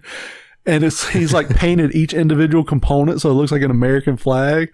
And then it's just him fucking flying around space blowing up other ships with his massively overpowered weapons while the Team America song is playing in the background. America! I was going to say, it's either got to be that or what's that? It ain't me! It ain't me! Oh, yeah, Fortunate Son. I am no fortunate son! No, dude, it's just playing the Team America song. He's just flying around in space on an American flag, blowing up other shit. Come to save the motherfucking universe, America. Fuck yeah. Please send me that. I have to find that. Yeah, I'll have to send it to you. Okay. Yeah, that's tremendous. But yeah, there you go, Jeff. Or no, Mikolov. What ship would you build if you could? Once you get to that point, what are you going to try to do? I'm going to attempt to maybe 3 ships. One is going to be the Firefly class ship from Firefly. Okay. Because I feel like the game might let me do that, because the Frontier kind of almost looks like it already. So, I might be able to get away with that. Millennium Falcon. I don't think I'll be able to build that one. Yeah, that's going to be tough. Yeah. And I'm blanking on the third one now. It's not necessarily Star Trek related, but yeah, Firefly, Millennium Falcon, the Enterprise. I don't know what the third one is. I lost it. Next Wing, TIE Fighter. No, because I didn't want it to be Star Wars. Oh, dude, I completely blanked. Express ship. Somebody built. Cool. So here's my thing. I've seen like the Slave one from Star Wars. I've seen. I've heard of that. The Planet Express ship, but all the components that you can use to build are very blocky. So when people build these ships, they don't really come out looking like. They almost look like Lego versions of the ship. They just don't look right. So I never really tried to do any of those because you couldn't really get them right. I'm willing to bet you within 2 years there are mods on Nexus for rounded ship parts. I just hope they make mods where it's like I think I told Dalton within like 3 days of the game coming out, somebody had made a mod where they turned an entire faction into stormtroopers. That was fucking amazing. Like, I want to play it on PC just so I could do mods like that. I think that would make the game. Yeah. Another gripe I have, a minor spoiler, another gripe I have about this game. Skyrim, all the Elder Scrolls games, you have all these different classes. You have the Khajiit, the cat people. You have the Argonians, the lizard people. A game where you're literally in space with 1,000 different planets, and every motherfucker in the game is a human being. I noticed that drives me It's fucking because it's insane. more in the vein. Well, two things. One, it's more in the vein of Fallout. Yeah. And two, I mean, they used Andromeda and the Sol system and stuff, so they tried to ground it in somewhat in reality. But I get what you're saying. It is a science fiction game at its core. Yeah. It would not have hurt to put in more alien species than they did. When really the species that they put in isn't really alien. It's more dimensional. Let's not get into that. But like, that's my thing is like, I kind of get it in the fact that a main part of the storyline is finding extraterrestrial life. But like, so I kind of get why they did it. But like, dude, you could have written the story different and like had fucking aliens. Like, you could have had it where like, it's fucking Shatner simulator and you're out here trying to fuck all these different alien races. That'd have been cool. I want to fuck a green lady. So I have a question on that note. Yes. Well, now I have two questions. Now that you mentioned fucking green ladies. One, did you get to see Sarah naked before she died? Spoiler alert. No. Sorry. No. There's no nudity that I know. There's in this no game. nudity. I'm sure there will be a mod for that soon. What's the rating, teen? I think it's Good mature, question. I don't know. but I'm not sure. I think it's mature because of drug use and things like that. Drug use and cursing and violence. And alcohol. Because I mean, it's got to be mature because there's like bloody gun violence. So. Yeah. Well, to be fair, Skyrim. To be fair, Skyrim wasn't like that either, unless you modded it.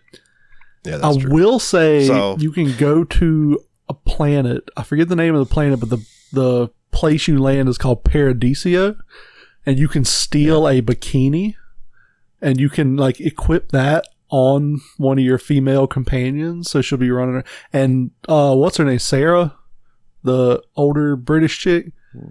Yeah, she's fucking got a rockin' bod, dude. She's got 6-pack abs and everything. Oh, I know, man. That's why I married her. That's some nice CG rendering. Nice appropriation of pixels you got there. I even in my playthrough, this first playthrough ever, I ran some mods that were already available. I ran one that sped up inputs. So like, you know, sometimes you would hit something and there was like a delay before it would start registering that you were doing it. It took that away. Oh. So it was just like I would hit a button and it would just zoop and do it.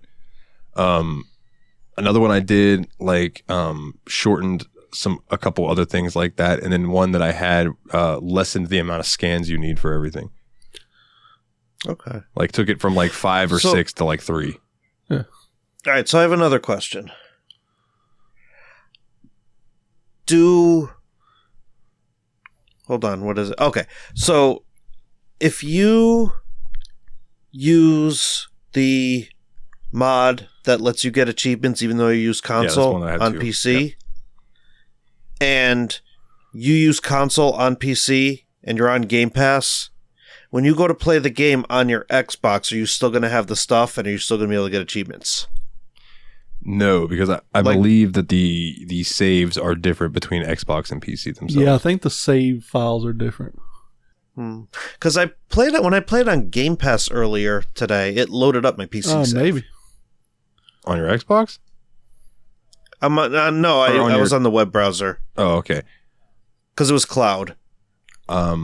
So I have to actually check on my Xbox to see if that save is still there. Yeah, that would be interesting. Because if that's the case, you could console stuff up on PC and then just go play on Xbox and your stuff's still there. Yeah. One thing that they added in this game that I thought was interesting, you know, you guys know I'm a big fan of TGM, Toggle God Mode. Yeah. Right? Mm-hmm. In Starfield, for the first time, at least the first time I've ever noticed, they added a new mode called Immortal Mode, which is where, so in God Mode, it takes away your weight limit. Like you do not get over encumbered. You don't die.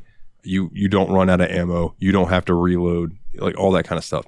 Immortal Mode literally just makes it where you can't die. You still have to deal with everything else. And I thought that was That's super pretty cool. because that's the way that I enjoyed Control, the game Control. In the settings of Control and the accessibility settings, one of them was you can lose all your health, but you won't actually die. Yeah. But if you want to make your screen stop flashing red and stuff, you need to heal. Yeah. Yeah. Which I thought was a cool touch, man. Now, it's like if people just want to play and enjoy the story, let them do it. Now, I will say I turned the difficulty down to very easy at one point because I was XP farming, and I never turned it back up, and I found some enemies, and so it's very unrealistic when they're shooting you, but it's more realistic when you're shooting them. Because like if you shoot them like 2 or 3 times, or if you shoot them in the head, they die. So I'm like, their deaths are a lot more realistic, but they can shoot you 300 times and you don't die. Well, that would make sense for that that mod that makes them stormtroopers. Yeah. Because they're just missing all the time. Well, I always think of Bethesda games with the Dalton approach. Like, you are not supposed to die. You are supposed to be more powerful than them. Yeah, Bethesda games and even games like The Witcher and things like that, it's like, I want to be that badass hero that doesn't die, but goes in and kicks ass throughout the story. And we stuff, all want to be just the way Rambo that I in like these to do it. games. Yeah, exactly. All right. Oh, there's a picture. Yep. All right, let me go. Let me go find it. So we have to pick a pill to have a budget superpower. Oh, okay. Red pill. You can pull food towards you. Orange pill. You can control your own body temperature. Purple pill. You can wake up looking perfect. Green pill, not Green Hill Zone. Green pill. Prehensile hair. Blue pill. Make rain go away and come again the next day. The black pill. Plus 2 inches anywhere. And let me just say, the fact that they made that the black pill seems kind of racially motivated. Hilarious. Light blue pill. You are a high-speed Wi-Fi hotspot. Sounds like you would get cancer. Probably so. The yellow pill. 15% discount on everything. Or pink pill. You can alter your weight. Pink pill, 100% for me. Dude, I'm going that yellow pill. I'm a cheap bastard.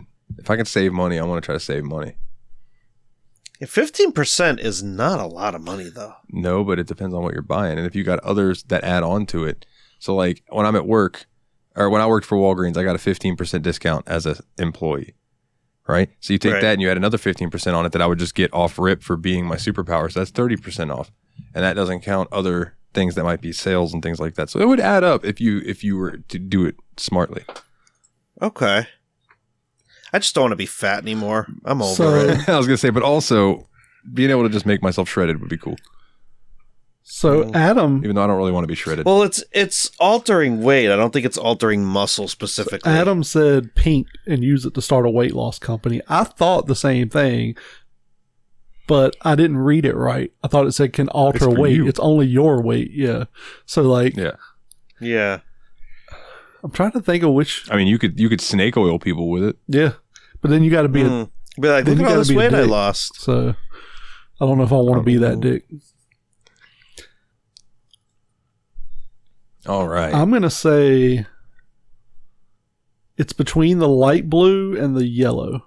So if the light blue is not going to give me cancer, it would be really cool to have like full cell signal everywhere you go. Because how many times have you been somewhere and be like, oh, heavy fucking signal here? That's true. But like you said, having a Wi-Fi hotspot in your butthole would be cool. Yeah. But a 15% discount on everything. Yeah, there's a monkey's paw with that power. Yeah, you're going to get cancer or something. Now, hold on. Let's. Mikolov just brought up a really interesting idea. Let's come up with a monkey paw for each of these pills. Oh, crap. Jesus Christ. Okay, let me pull it back up. So, I'm going to say the red one, pull food towards you. I'm going to say you can pull the food towards you. I've got a couple ideas. Either you can pull it towards you, but you're always going to pull it off the edge of the table and it's going to fall on the floor. Or you can pull it to you, but it's always going to taste gross.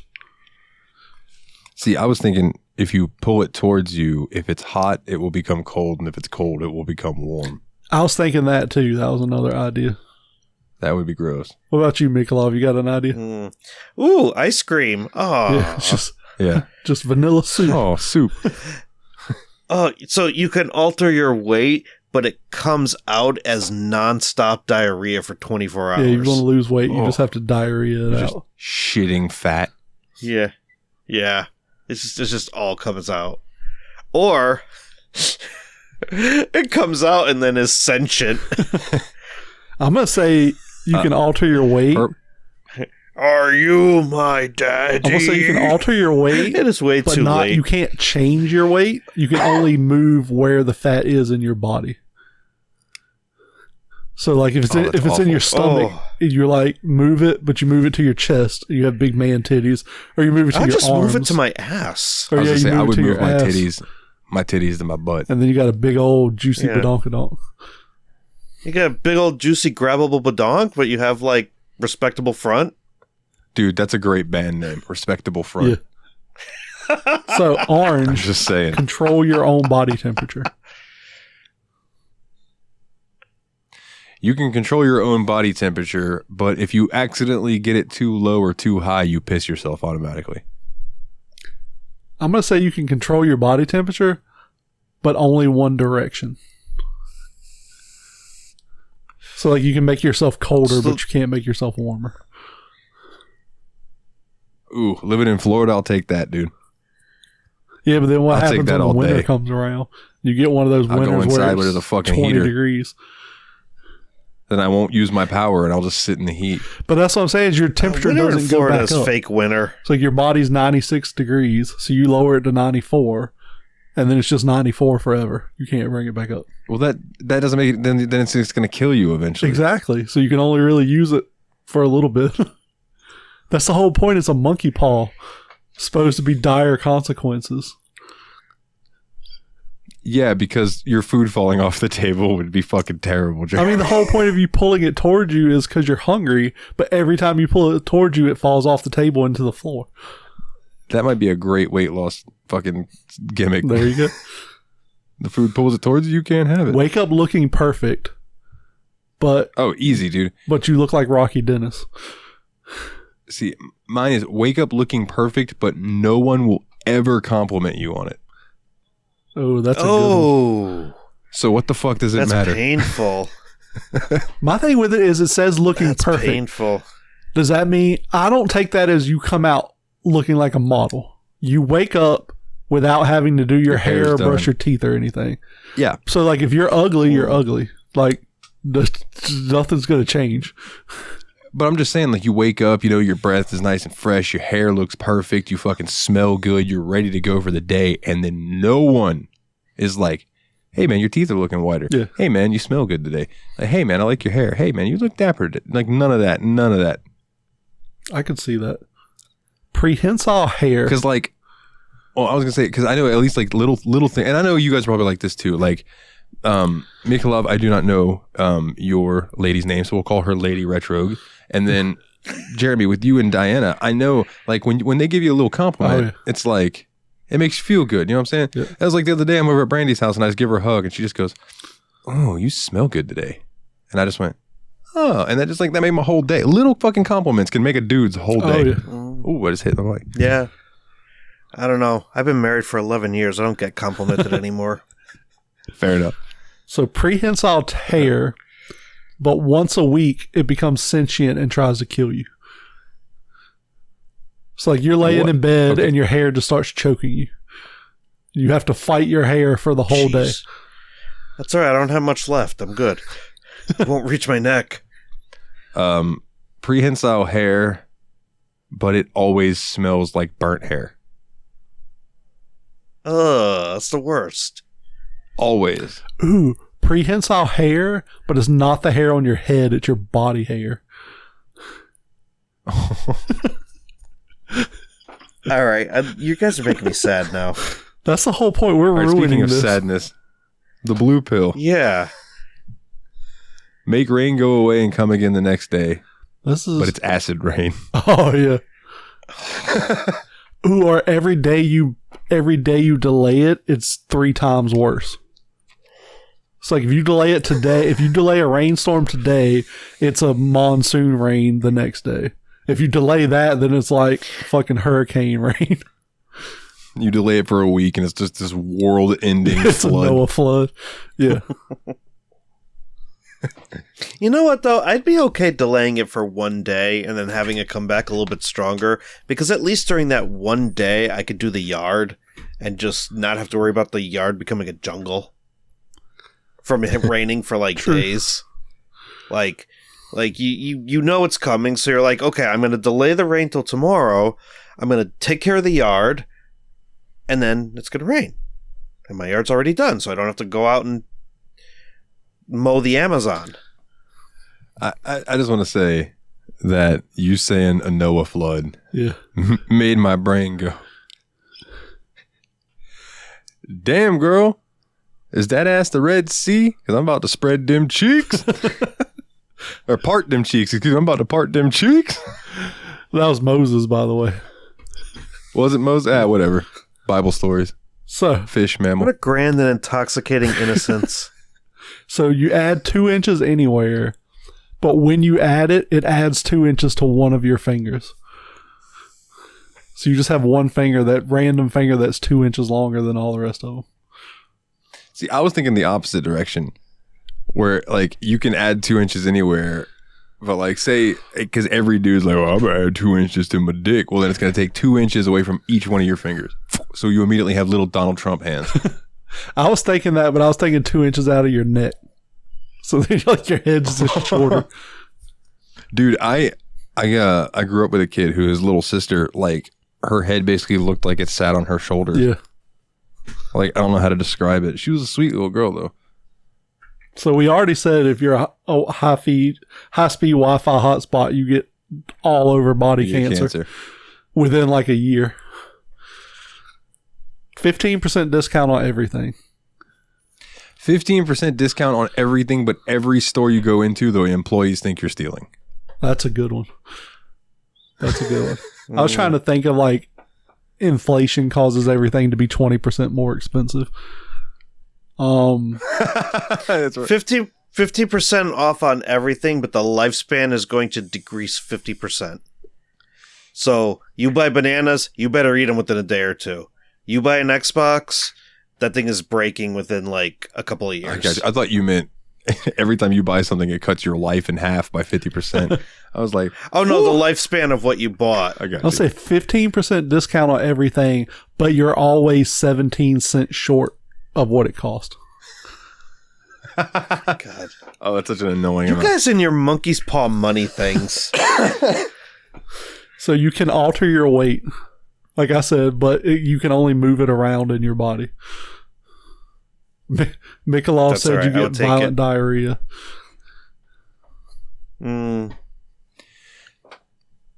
gonna go with what you did with the body temperature one. You can alter your weight, but you cannot replace it or take it away once you do it. You can only go one direction with it. Yeah. So like if you were like, most people would only go one direction. Yeah, but then every time they want to alter themselves, because here's the thing though, you get those people that are gonna be like, I'm gonna take this power, and I'm gonna lose 10 pounds, and then they look good to themselves, until some jealous girl at a party says, hey, you look kind of fat in that dress, and then she goes, oh man, I'm gonna use that power. You know what? I'm gonna take another 15 pounds off, and then it just keeps going and keeps going and keeps going, and becomes that one movie, Thinner. So basically, you're saying that like, this power is going to someone who's anorexic. This is gonna really fuck up anorexic and bulimic people. Yeah. Jesus. You said it's a monkey's paw, right? Yeah. Make it evil. Ooh, there you go. That's the most evil one we've come up with. What if you can alter your weight, but it also alters the size of your dick? So if you drop 20 pounds, you lose 2 inches of dick. Oh, the opposite of what they normally say. Okay. Yeah. So if you're a woman, you could drop the weight, but you grow a dick? No, your clit gets bigger. Yeah, your clit gets bigger. So yeah, you could technically grow a dick eventually. Yeah. Or your vagina gets who had a really big your clit. vagina gets wider. You can alter your body weight, but you can no longer taste anything. Nothing. You can't. That would kill can't me. smell anything. Yeah. Nothing. No sense. That would kill me. Or like, you can alter your weight, but you can no longer have an orgasm. You alter your weight, but every time you do, your hairline recedes an inch. Ooh, an inch. An inch. Bald people are considered sexy. I think right? that would be worse for women than men. Yeah. Yeah. But here's the catch, though. It's a monkey's paw. Yeah. So once there's no more hair, it starts taking your scalp. No, it starts taking your body hair. So then it just starts peeling away at the top of your head the more you use it. And then you have these fucking wounds. But then you get addicted to using it. So it just keeps tearing your head off. And then when the skin's gone, there's just this fleshy weird shit. It starts taking that and eventually gets through, takes your top of your skull, eats your brain, and you die. But you got addicted to using the power because you had to be whatever weight you thought was media presentable because you watch the Kardashians. You can alter your weight, but whatever weight you take off your body goes into your ears. It's like, I want to drop 20 pounds and each of your ears weigh 10 pounds apiece.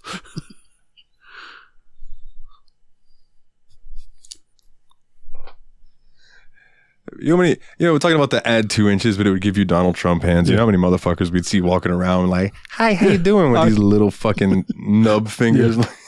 Just palms.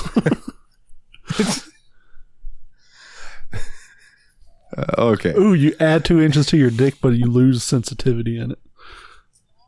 Yeah. You can make it long, but you can't come no more. You got a 12-inch brutal. dick, but you can't get hard anymore. Oh, man, that brings us to our sponsor, Blue Chew. No, I'm just kidding. Or you add 2 inches, but it makes it 2 inches more narrow. So you add length, but it takes girth away, so you just got a fucking number 2 pencil in your pants. Well, I could use that once and I'd be all right. All right, next question. If you were a villain, this comes in from Dane as well. If you were a villainous mastermind, which minion would compromise your army and why? Hey, Ninjas, pirates, zombies, or robots? I am a villainous mastermind. Get it right. Of these options, I kind of want to go with zombies. Because I thought robots, but somebody could hit like an EMP and take out your robot army. It's going to be harder to take out a zombie army. Or ninjas. I was going to say, I'm going ninjas all day. I'm going pirates. Get some money out of it. Gentlemen, I feel like this is a rock, paper, scissors situation since we're all like, fuck robots. Yeah. Yeah, robots kind of suck because they're too easy to take out. I think ninjas would be pirates because they can excuse me. They can sneak up on the pirates and kill them. But the pirates would kill the zombies because pirates have pistols. Yeah. Like shoot the zombies in the head. The zombies kill the ninjas because while the ninjas are sneaking around and shit, they slip, fall, and a zombie eats them. That's my take on it. I'm high. I want to take the actual minions though. The little yellow guys. That's what I want to fight Just with. like zombie versions of them. No, just them in general. Oh. I would take pirate minions. Banana. Just have a bunch of them running around. So quick fun fact that I learned. So in Phasmophobia, a multiplayer horror game that we play over on Steam Machine, there are times where the ghosts will like whisper things in your ear. And it's like,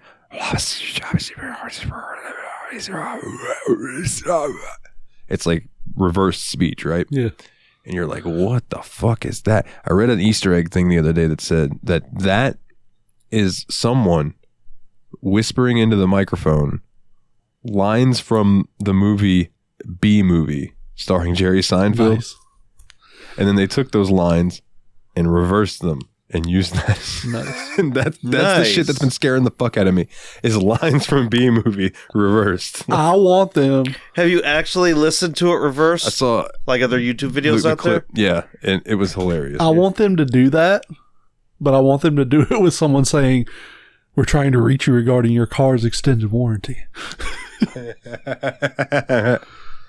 I remember back in the day, I think it was Nature Trail to Hell, the song by Weird Al. At the end of it, there's this really like boisterous reversed thing. And if you listen to it, if you reverse the reverse, it's just Weird Al going, Satan likes Cheese Whiz. Nice. Or Satan eats Cheese Whiz, one of the two. Yeah, it's ridiculous. Nice. All right. Dane, how big do you think the Terminator's dick is? And do you think it works, or is it purely aesthetic? Definitely works. He probably has an outline. I don't think he has a dick. I think he's a Ken doll. I think he's a Ken doll. I think there's something down there, but it's probably like a fluid reservoir or something, like a hydraulic fluid reservoir.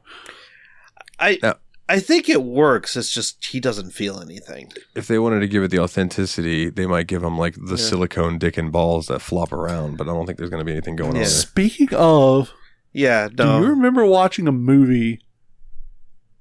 I think it might have been called like Earth Women Are Easy. It was like Tony Shalhoub, I think, was in it, and he was an alien coming to Earth to impregnate a woman. Oh my god, I gotta... Coming to Earth, huh? Teenagers from Mars, and we don't care. Was it Tony? Who's the guy who looks like Tony Shalhoub, but isn't Tony Shalhoub? There is solar draves, the insemination of little girls in the middle of wet dreams. Well, who's the guy who looks like Tony Shalhoub, but is not Tony Shalhoub? I don't know. I just know Tony Shalhoub. Is it Gary something? Busey? No, not him. Gary Galoob? I don't know. I think it was Tony Shalhoub in the movie, though. The fuck was the name of that movie? I gotta find it now, because it was fucking ridiculous, but like, so they gave him a fake penis to impregnate the woman with, and they made it fucking vibrate. What the fuck was that movie? I gotta find. I know somebody listening is like, it was this. Well, while you were looking that up, yes, consider the phrase. This is also from Dane. Consider the phrase, eat a bag of dicks. Is it all in a row? Is it all at once? Which one is worse? All at once or in a row? All at once would be worse. But I imagine it's like a hot dog eating contest where there's a bunch of dicks stacked in a pyramid. I was going to say just that. And you just got to try to fucking chug them down as quick as you can. Dipping dicks in a glass of water and chewing them. See, I was thinking of a different way. I was like, you know, if I did a bag of dicks and I could spread them out, then I could plan accordingly of how I'm going to prepare these penis. Am I going to make a cock stew? Am I going to make a Wiener Schnitzel? Am I going to just... Don't order the schnitzel. They're using Schnauzer. Am I going to just throw it on a bun? Am I going to grill it like a hot dog? Am I going to hollow it out and use it like a straw with some milk? What am I going to do? The world may never know. See, I don't think of it that way because I feel like it's more of a quick and violent kind of thing. Like, eat a dick. Like, you're not supposed to be fucking sauteing it and marinating it for 24 hours and shit. You're supposed to just be grabbing it and gobbling it down. Isn't it? It's being shoved. Isn't it Louis C.K. that had the bit that was... You ever thought about that? When somebody tells you eat a bag of... Like a whole bag of dicks? A whole bag. How big is this bag? How many dicks we talking? I don't want to know where they're getting the bag. Some hostel, I'm sure. Oof. Kana, other than F1 and wrestling, what are the other sports that you guys are into? I like hockey. Competitive Pokemon. I like most sports. Funnily enough, I will watch football. I don't necessarily enjoy it, but I will sit. Let me rephrase that. I don't love it, but I will sit down and enjoy it. But I will play Madden for hours at a time. Oh yeah. I don't know why. But yeah, I don't like baseball. Baseball is boring to me. But I like I like baseball video games. I like basketball. I like football. I like hockey. I can get into soccer sometimes, but I don't follow it. Golf. I like playing golf. I don't like watching golf. It's boring. But yeah, wrestling, F1 racing, Those are my two main life obsessions. I know Kana was like, fuck you, Jeremy. Other than the things you actually like, what are these some other things? Yeah. What about you? It's just competitive Pokemon? That's the only sport you're into? I'm not even into that anymore. But no, I'm not a sports guy. Like, I can't get into sitting and watching a game. I can't get into talking about it. I talk about other things like their sports, but I get you. Yeah, that's just not my thing. Every Monday, Seth Rollins from the WWE tweets, "I hate football." Nice. And it cracks me up. Just every Monday? Every single Monday during football season, he tweets out, "I hate football." And it cracks me up. Wow. That's funny. So, update. The actor I was talking about is Gary Shandling, who looks like Tony Shalhoub. Oh, that guy. Okay. Yeah. Because they both have curly hair. What are you, a curlist? Yes, I am. All white people look alike. The movie is called What Planet Are You From? The IMDb summary is a highly advanced civilizations whose citizens feel no emotion and reproduce by cloning plans to conquer Earth from the inside by sending an operative fashioned with a humming mechanical penis to impregnate a human and stay until the birth. The alien Harold Anderson goes to Phoenix as a banker and sets to work finding a mate. His approaches to women are inept and the humming phallus doesn't help. But on the advice of a banking colleague, he cruises an AA meeting, meets Susan and somehow convinces her to marry him. The clock starts to tick. Will she conceive, have a baby, and lose Harold and the child to his planet before he discovers emotion and starts to care? Actually, a fucking pretty funny movie. Like, it's worth watching. Check it out sometime. If you ever see What Planet Are You From, worth watching. It has not Tony Shalhoub in it. Gary Shandling. All right. Jeff, part 2 of his question. You arrive in a new country. What's the first thing you're going to eat? Wait, didn't we already answer this? It's different countries. He has different countries in the first one. This is a new list. Okay. Yeah. Okay. So, what is the first thing you're going to eat in Spain? And I assume we can't answer the native women. Because that's what I want to eat. Please. Señorita, taste mamacita, tell me, baby, what's your name? I already know Jeremy's answer for all the countries is just Domino's. Ass. So in Spain, the first thing I ate was pizza. Not Domino's. It was at a local restaurant, but yeah. That was the pizza that had goat cheese on it. Didn't you end up ordering Domino's the rest of the trip? I ordered Domino's the next day. And I ate hot dogs at the zoo for lunch. Oscar Mayer hot dogs. Damn. Jeff, I hate to admit this, dude. I do not know many Spanish dishes. I know a lot of Mexican Spanish dishes. But Spanish, I'm not sure, man. So I think what I would do is I would just find somewhere and just try it and just see, look at the menu and see what, if there's pictures, I just point to it and be like, can I have that? Spain's that looks good. National dish is paella. Oh, okay. Yeah. Well, then I'll have some, I like paella, so I'll get some paella. There you go. I would eat paella. I didn't realize that was Spanish. For some reason, I thought that was Peruvian. So, in Mexico, I don't see a lot of ketchup when I was there. Eggs, salsa. No ketchup, salsa. French fries, salsa. So I had to get used to having, French fries, salsa. I don't even think they have French fries. Just the meals there were very different. Chips and salsa with every meal. And guac. Lubricant, salsa. Yeah. You got a gas, pour salsa in your bag of dicks, salsa. So the next question, Mexico. Yeah. So I would want to try a churro in Mexico. I bet that would be good. Yeah. I was in Mexico for a whole week and I did not eat a churro. What is wrong with me? I feel like a churro would be good to try. And I only eat ground beef tacos, but I think they'd probably be good in Mexico. So you want to hear something that really triggers me about tourism when you're in Mexico? Sure.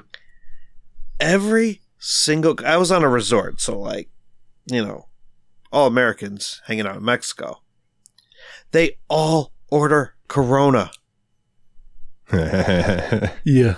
Surprise, surprise. Mexicans hate that shit. So I'm the one actually like sitting there on this vacation, not drinking Corona, being like, Modelo, por favor. Modelo. Tecate. Dos Equis. Like, that's what they'll drink that stuff. But I'm like, I'm in Mexico. I ain't drinking fucking Corona. Plus that shit'll give you I don't drink it when I'm in the States. that shit'll give you a virus anyway. Yeah. Yeah, right? Yeah. Yeah. Dude, I got my ass busted by my brother and his friend because they said when my brother was moving out of his house, they said pick up some Corona, and I'm like, I ain't buying that shit. I bought Coors Light, and they were so mad at me that I brought Coors Light, and I'm like, you guys are moving. You're sweating. It's hot. You need something as close to water as possible, and I know you ain't drinking water, so have some goddamn Coors Light. I was gonna say, like, you asked for piss. I brought you piss. What are you mad about? What the fuck do you want? I'm glad I don't drink anymore. That's too much drama. But Mexico, dude, I'm going. Depends on, I guess, where in Mexico. But say it's like Mexico City or whatever. I'm going to find a street vendor, and I am getting elote, some Mexican street corn. I knew you were going to say street corn. I don't know why, but Mexican I knew street corn, so good. Elote, so good, dude. Canada. I know exactly what I'm going to get as soon as I go to Canada. Tim Hortons? Fucking blueberry Timbits from Tim Hortons. I'm just going to get some coffee from them. I want to see if it's better than Dunks. I want some fucking Timbits. Y'all are both psychotic. How are you going to go to Canada and not get poutine?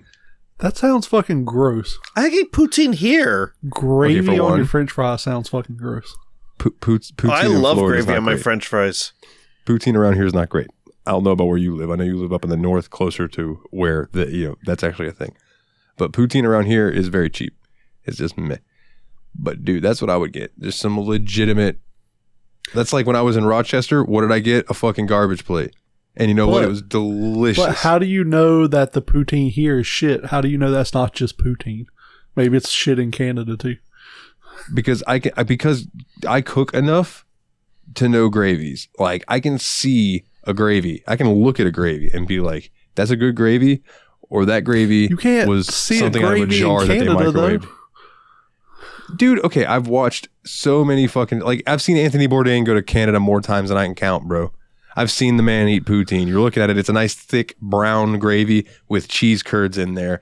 And then you go to like Relish around here and you order poutine, and it looks like they're giving you some like grayish brown gravy out of the jar, the Heinz fucking gravy. So like, bruh, there is a difference. There is a color difference that stands out. I'm going to get some fucking blueberry Timbits, and then I'm going to go get some fucking pancakes with some maple syrup on it. And then I'm going to chug a bottle of maple syrup like Super Troopers. And I'm going to get a fucking puppers from Modine's. What's the matter, Rabbit? Did Mama teach you how to chug? So,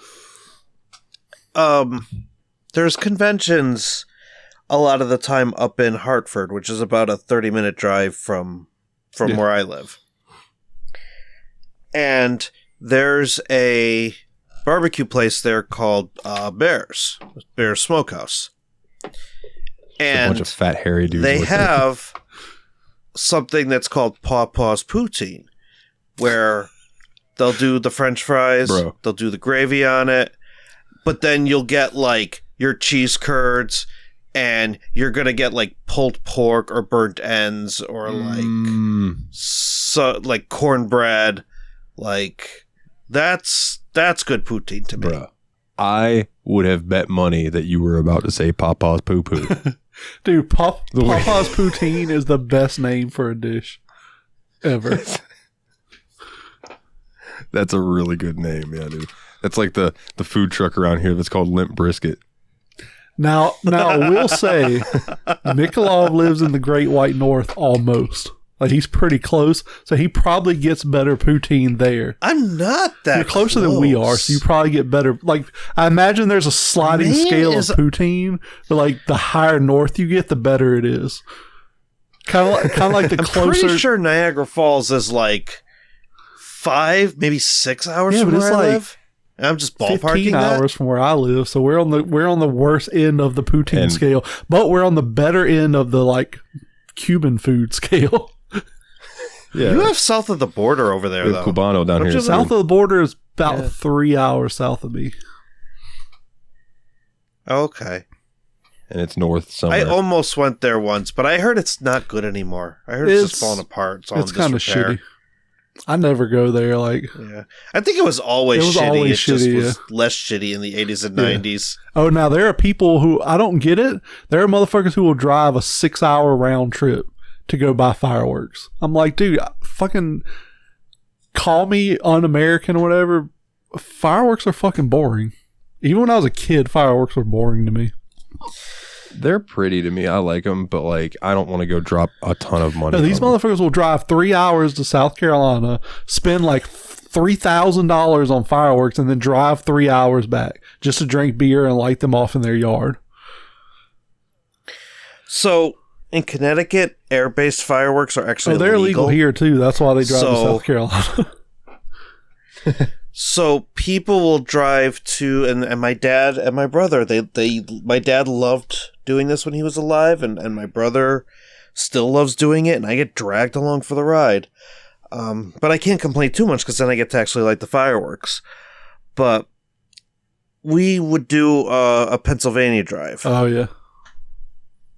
And we would, because it's Connecticut, you go through New York and you come out the other end of New York, you're in Pennsylvania. And so we would just like pick the first town, actually the first town right over the border. I think it's Matamoros. Just Keystone Fireworks. There's like 4 fireworks places like right off that first exit. They know what they're doing. Same thing with South Carolina. As soon as you cross the border, fucking fireworks are everywhere. Yeah.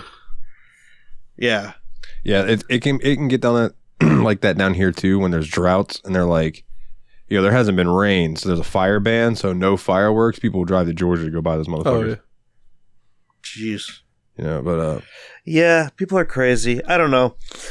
I enjoy setting them off every now and again, but they've been more trouble than they're worth. Like, with one time, my dad almost got arrested. The other time, like, some guy almost like knocked him out until he like moved his shirt and revealed his concealed gun, and like, yeah, it's just so it's very America. Very much. Fuck yeah. So India, what would be the first thing you eat in India? I have a very easy answer for I ain't eating shit in India.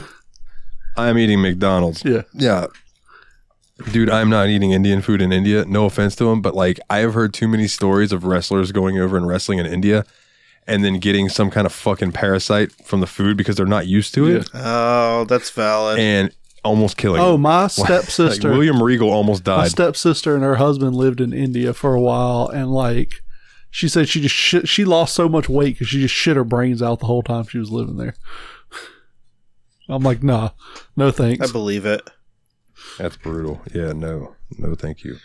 And then China. Probably not eating anything there. Chinese food in America and Chinese food in China are two completely different things. You know what's amazing to me? This local Chinese restaurant here, everything on the menu, I wish I had the menu right next to me because I would read it verbatim, but like everything on the menu, it's just like the E24, duck with rice, E25, Kung Pao chicken, things like that.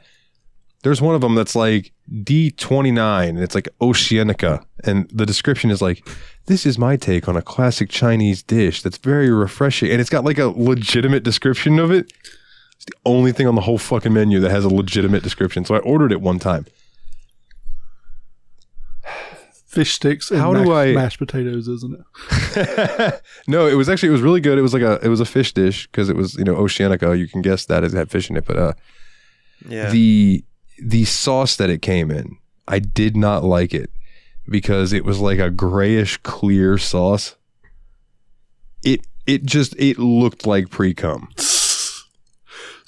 And Speaking of, I just couldn't fucking bring my, and it was kind of like, you know, like okra, or it's got like that little sliminess to it. Like that was how it had. And I was like, bro, this tastes like what I assume pre-cum tastes like. I don't think that was a sauce. I think they just came in your food. Just fucking jizzed in my food. Jizzed in my food. But speaking of things that look like cum, so I didn't learn to swallow pills until like a year and a half ago. So I was having that shoulder pain a while back, and I would always get children's Tylenol or whatever, you know. But I was like, man, there's got to be, and I finally found an adult version of liquid Tylenol, but it was like the dye-free, flavor-free shit.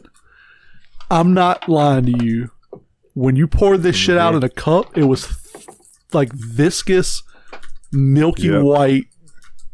It looked like you poured cum in a fucking cup. And I was like, I don't feel comfortable drinking this. It feels weird drinking this.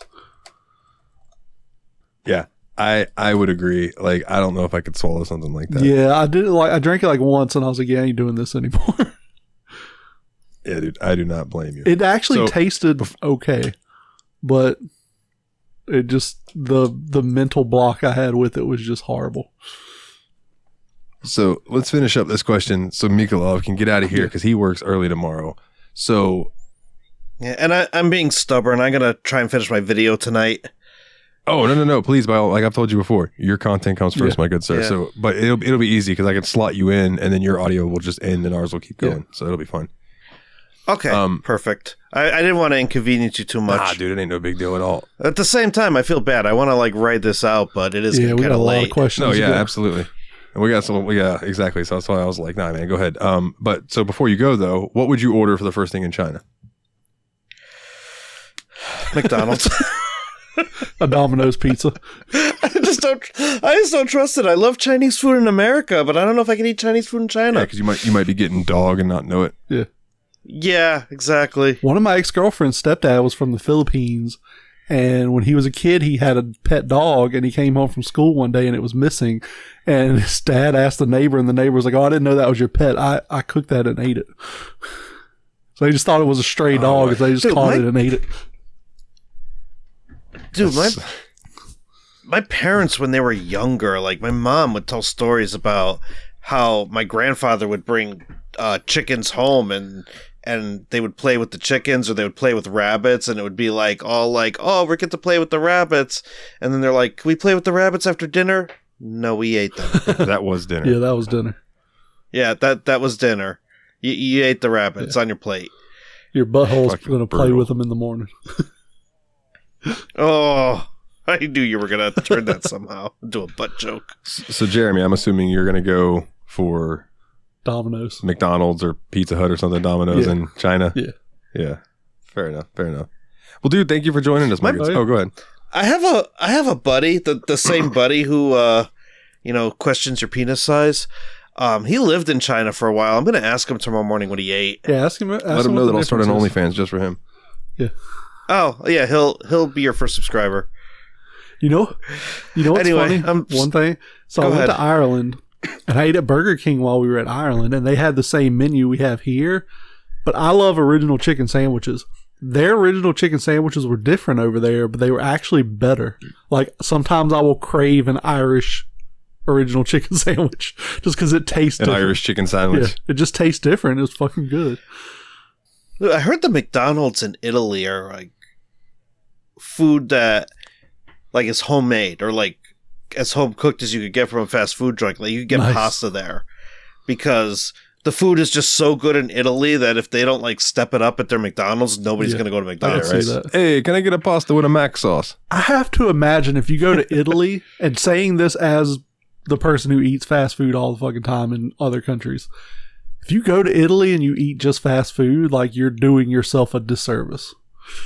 You are missing out. Because Italy is like the good food capital of the world. Yeah, Italy and France, man. Yeah. Go to France, eat bread. Go to Italy, eat pasta. Come to America, die of a heart attack. Yeah, or pizza. Go to England, drink beer. Eating all of those things, but not as good versions. Yeah. The corporate clones. But anyways, buddy, I appreciate you joining us, man. Appreciate it. Yeah, no problem. Sorry to duck out a little bit early, but yeah, it's getting kind of late, so I'll leave you guys to it. Thanks for having me on. For sure, man. Take it easy. Later. All right, you too. All right, so what's the next question? Let's see. So the next question comes in from Kana. What animes are you watching? Are you watching any animes, Dalton? Not currently, no. So I am watching, Are you watching My animes? Hero Academia. And it's pretty good. I was wondering how good it was going to be. Because so anybody who doesn't know, it's a anime about superheroes, basically. It's like people are born with what they call quirks. It's like some random superpower. And then you can go to high school you go to like hero high school to learn to be a pro hero. Because like basically the heroes are sanctioned by the government and paid a salary.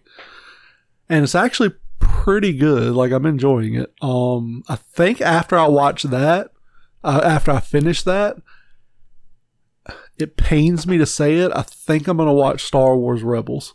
Because I want to know the story of these characters in Ahsoka. But I fucking hate with a fiery passion the animation style that Star Wars uses. That like really computer generated CG, like, I just fucking hate it so much. I'm like, why can't they use anything else? Why don't you go on YouTube and find like a retrospective of the series and watch that instead? Because it'd be like a 2 or 3 hour video and fill you in on everything. Because I'm more of a purist. I want to actually see it as it's intended. Then shut the fuck up, tuck your shoulders, you fucking pussy, it's just some rain, and get it done. I mean, I'm going to have to, but I fucking don't want to. So also from Kana, what is the sexiest accent? If I had to pick one, because like, dude, there's so many. So many sexy. Pretty much anything that's not American. And even some American. Even some American. Like if you get a girl like love me. Diana has a southern twang and it's cute as hell. I love me a little bit of southern twang on that. A little southern belle, I do declare. But I would have to say probably Irish Scotch or Eastern European would be like, so I'm gonna pick 3. I'm gonna say Irish Scottish, Eastern European, and some African. They will kick your fucking ass if you lump together Irish Scottish. I don't give a fuck. I love them both. I'm just saying, like, you call an Irishman a Scotsman, they might punch you in the face and vice versa. Okay, I'll say UK. So Irish, Scottish, English. UK accents, yeah. Eastern European accents, and African accents. African? Yes. Like the fucking chick from, what's it called? What the fuck? Yolandi Visser? Yeah. So, like... I'm gonna go... Lupita Nyong'o, you know who I'm talking about? Not a clue. She's an actress. She was in the movie Little Monster. She's been in a bunch of stuff. I'm trying to think of what, like, she was in Black Panther. She was in Us. But she's hot as fuck. And she has that fucking accent that's just... love it. So what about you? Can you narrow it down to one? Yeah, I mean, if I had to narrow it down to straight one, I'm going British accents. Okay. I fucking love I wanted to say Australian, but to me, Australian's hot. Australian is Southern British. It's redneck British. Yeah, it's redneck British, yeah. That's exactly what it is. And that's what I've always said. It's like, dude, Australian's just some redneck I like UK. the posh, like Hazel. Hazel has an amazing accent. Yeah, I used to love listening to Hazel. Proper English. Dalton. Yeah. Hello, Dalton. How are you? I'd be like, oh, hello, Hazel. Then I'd hear Mike in the background. Hello. Yeah. Young Michael says hello. God, I missed him. Yeah. We miss you, yeah, Mike and British Hazel. accents. Come back. Yeah, we do. We miss you. Australia's great. Australian. Gonna come over here and fuck me in the ass. You watched basketball, didn't you? Long time ago. How to speak Australian. He bends the dude over, pulls his pants, and he says, vagina. Or he said, how to speak San Franciscan. Vagina. He got a fucking pig. He's like, hey, that's not a gay joke. It's a San Francisco joke. Or it's an Australian joke. Oh, man. But yeah, I would go British. I also really like Canadian accents. Yeah, some Canadian accents are pretty... Like I said, pretty much anything that's not what I'm surrounded by currently is hot. Yeah. For sure. But also, yeah, I gotta agree with Eastern European. That little like a bit like Russian that bit to it. Doom and gloom. Doom Yeah. and gloom. I've always been curious though. Say an Irish accent. Is Irish accent hot because it's exotic here? Like if you lived in Ireland for 5 years, would you still find Irish accents hot? If you lived in England for 5 years, would you still find English accents hot? I think the effect might wear off eventually. I mean, being in Ireland for a week, now I was like freshly married, so I wasn't checking out chicks, but I will say I loved listening to them talk. But like top of the morning, the waitress at our hotel was like from Czech. She had like a Czech accent. Yeah. Bro. Like I was like, if I wasn't married, I'd have been like, will you marry me and you can come back to the States with me? When I was in high school, we had a foreign exchange student that lived with a friend of mine, and she was from Czechoslovakia, or excuse me, the Czech Republic. And dude, she had the prettiest accent, and she was so pretty. Oh, yeah. And she was infatuated with me for some reason. Just always like talking to me, asking me questions. When we played chicken, she wanted to be on my shoulders. Oh yeah. I was like, what is up that's with just because this? you're a sturdy base. It's fair enough. Maybe it was just proper strategical planning. Eastern Europeans have good war strategy. I pick him. He good base. He not fall over easy. You won't fall. You'll be a tank. Come here. Be strong as iron wall. Be strong as iron curtain. I put pussy on you now. Do not get boner. Make it weird. You get boner. I use it as lever steer with. You need to go left. I turn your dick left. I wonder if we're into those accents because of fucking Rocky and Bullwinkle. Listen here, Boris and Natasha. Moose and squirrel. Moose and squirrel. I mean, that Mission Impossible. I remember her being I'd be like, man, I like that. Moose and squirrel. Okay. Let's see. What is the scariest type of horror? Jump scares, psychological, etc. I'm going to say instant jump scares. But I like jump scares. I like getting that little rush of adrenaline from a jump scare. And I don't get jump scared easily, which kind of sucks because, like I said, I fucking like it. But I'm going to say psychological is probably the scariest overall. Like somebody fucks with your brain. Always preferred psychological horror. If you can scare me, it's one of the reasons that I think like H.P. Lovecraft, Stephen King, people like that, they would leave things to your imagination because your imagination can come up with something way scarier than any words are going to read out to you. Well, think about it. When do monster movies and shit lose their edge? When you see the monster. When you don't see that monster, it's fucking like, what the fuck's going on? What is this thing? And then you see it and you're like, oh, that's crap. Yeah. Yeah, absolutely. I also want to throw in a shout out to body horror. Because body horror can be horrific. No pun intended. If you're affected by, like, was it tryptophobia? If you're affected by that kind of stuff, I could see that. Yeah. Or like, what was it? The Fly? Watching Jeff Goldblum slowly turning into a fly. It was fucking weird, man. Yeah.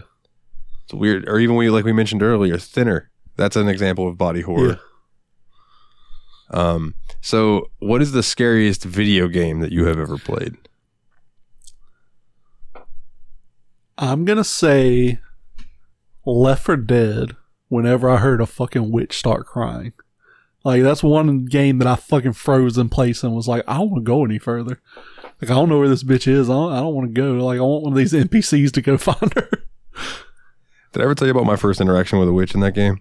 I don't remember. I think you did. My buddy brought over his Xbox 360 or whatever, and he had Left 4 Dead, and we were playing, and he starts hearing the crying, and he's like, all right, you need to be careful. There's a witch around here. And he's watching me, because I was the one playing at the time. And I go running through this room and just turn to my right and go, oh, there's an enemy. Boom, boom. 2 shots in the head with a shotgun, drops dead. Yeah. And he goes, are you fucking serious? Nice. Dude, how did you do that? They kill me all the time. I'm like, I don't know. It was just quick decision making, I suppose. Scariest video game I have ever played. The first Outlast is up there. Outlast 2 was not that scary. It just had a lot of jump scares. But Outlast 1 had some genuinely like disturbing shit in it. But my answer is simple. There's one game that caused me and 2 of my buddies to flip a couch over because all 3 of us jumped backwards at the same time. Nice. And that was PT. I could see that. We were doing PT. We had made like 15 rounds in that fucking dreaded fucking hallway.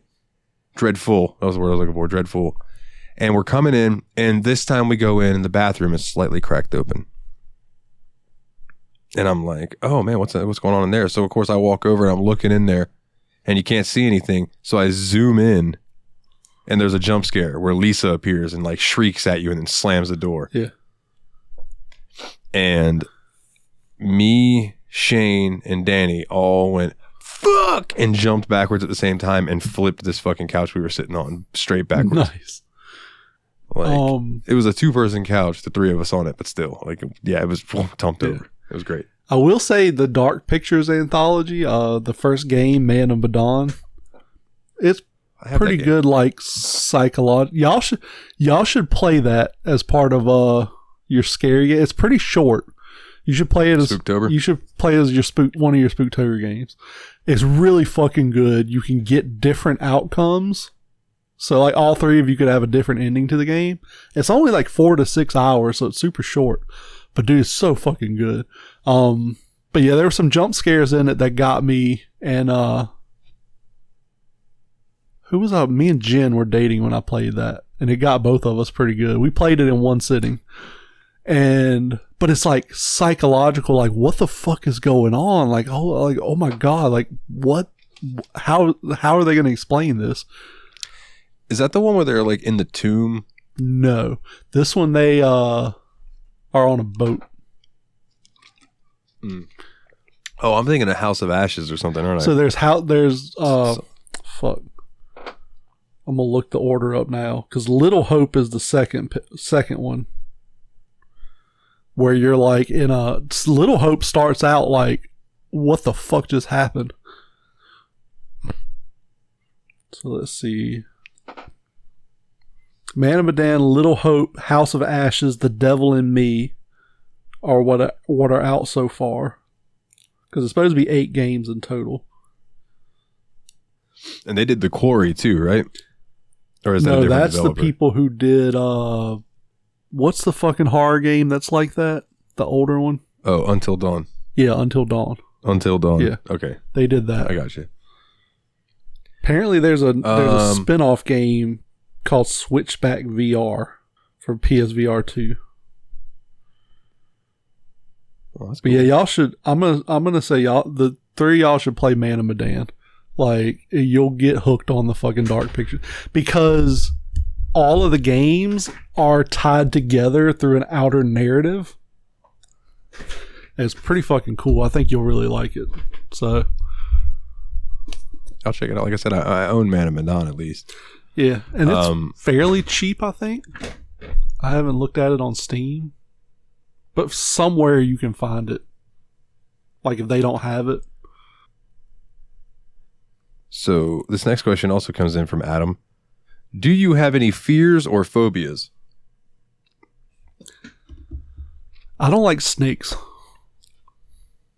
Like, I don't want to touch it. I don't want to be touched by it. Any of that shit. Same goes for like frogs, toads, fish, anything that's slimy or looks like it could be slimy. I don't want to touch it. Well, we already mentioned one of mine. I don't like holes on skin. Like superimposed edits of like these big gaping holes in skin and stuff like that. I don't like it.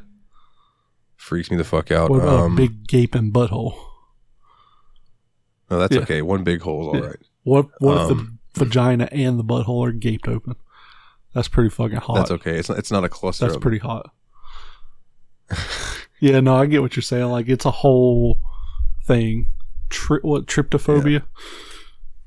I think it's called tryptophobia or trypophobia, something like that. I have a weird fear of two weird fears, really: dying alone and dying before I can ever achieve anything in life. And I almost feel like both of those kind of coincide with one another in one way or another. So yeah, there's that. So I don't really have any of those like existential fears anymore. And I'm wondering if it's because of the fucking meds. I really think you should try these meds I'm taking. Because I think if they have the same effect on you they have on me, it's going to turn your life around. So I really think you should try that. Once I get some money rolling back in, I'm going to go to the doctor. There's a couple things I need to go to the doctor about. Yeah. I'm getting told to go from a few different directions. So I think you should. You should try these meds I'm on. I can like text it to you, but it's fucking changed my outlook on life. I'm like, I don't get embarrassed about shit anymore. I don't really have anxiety about shit anymore. Like, just sort of is what it is, and it's fucking amazing. I love it. I never want to go back. Yeah, that sounds lovely. If I could never having, like I said, like, I have too much anxiety. Touching a snake, just it makes my skin crawl just thinking about it. And dead bodies, like, not people per se, but like animals and stuff. I don't want to touch. Like in the old storage unit at one of my mom's rental houses, there's like a dead, partially mummified squirrel on the floor, and I don't want to touch it. Like, I don't want to scoop it up with a shovel. It's just a weird, like, gross feeling I get about dead shit. Yeah, disturbing the dead. I wonder if it's like, what if it's not dead? I think that's what goes through my mind. Like, what if I go to scoop it up and it fucking isn't dead? It's a zombie squirrel. Well, no, just like it isn't dead. If it's half mummified, it's obviously dead. But like, if it's just freshly dead, it's like, what if it's not dead? What if it's just sleeping really soundly and stiffly? This one comes in from Adam. What are you looking forward to at Halloween? So this year, me and Diana just started dating, so I get to go trick-or-treating with her and the kids, and I'm looking forward to that. Yeah, I was kind of going to say, like, I'm kind of hoping to be able to, like, go out with Brandy and Daphne and do a thing with that, because I just want to see Daphne have a great time. Yeah, it's fun to watch them do it.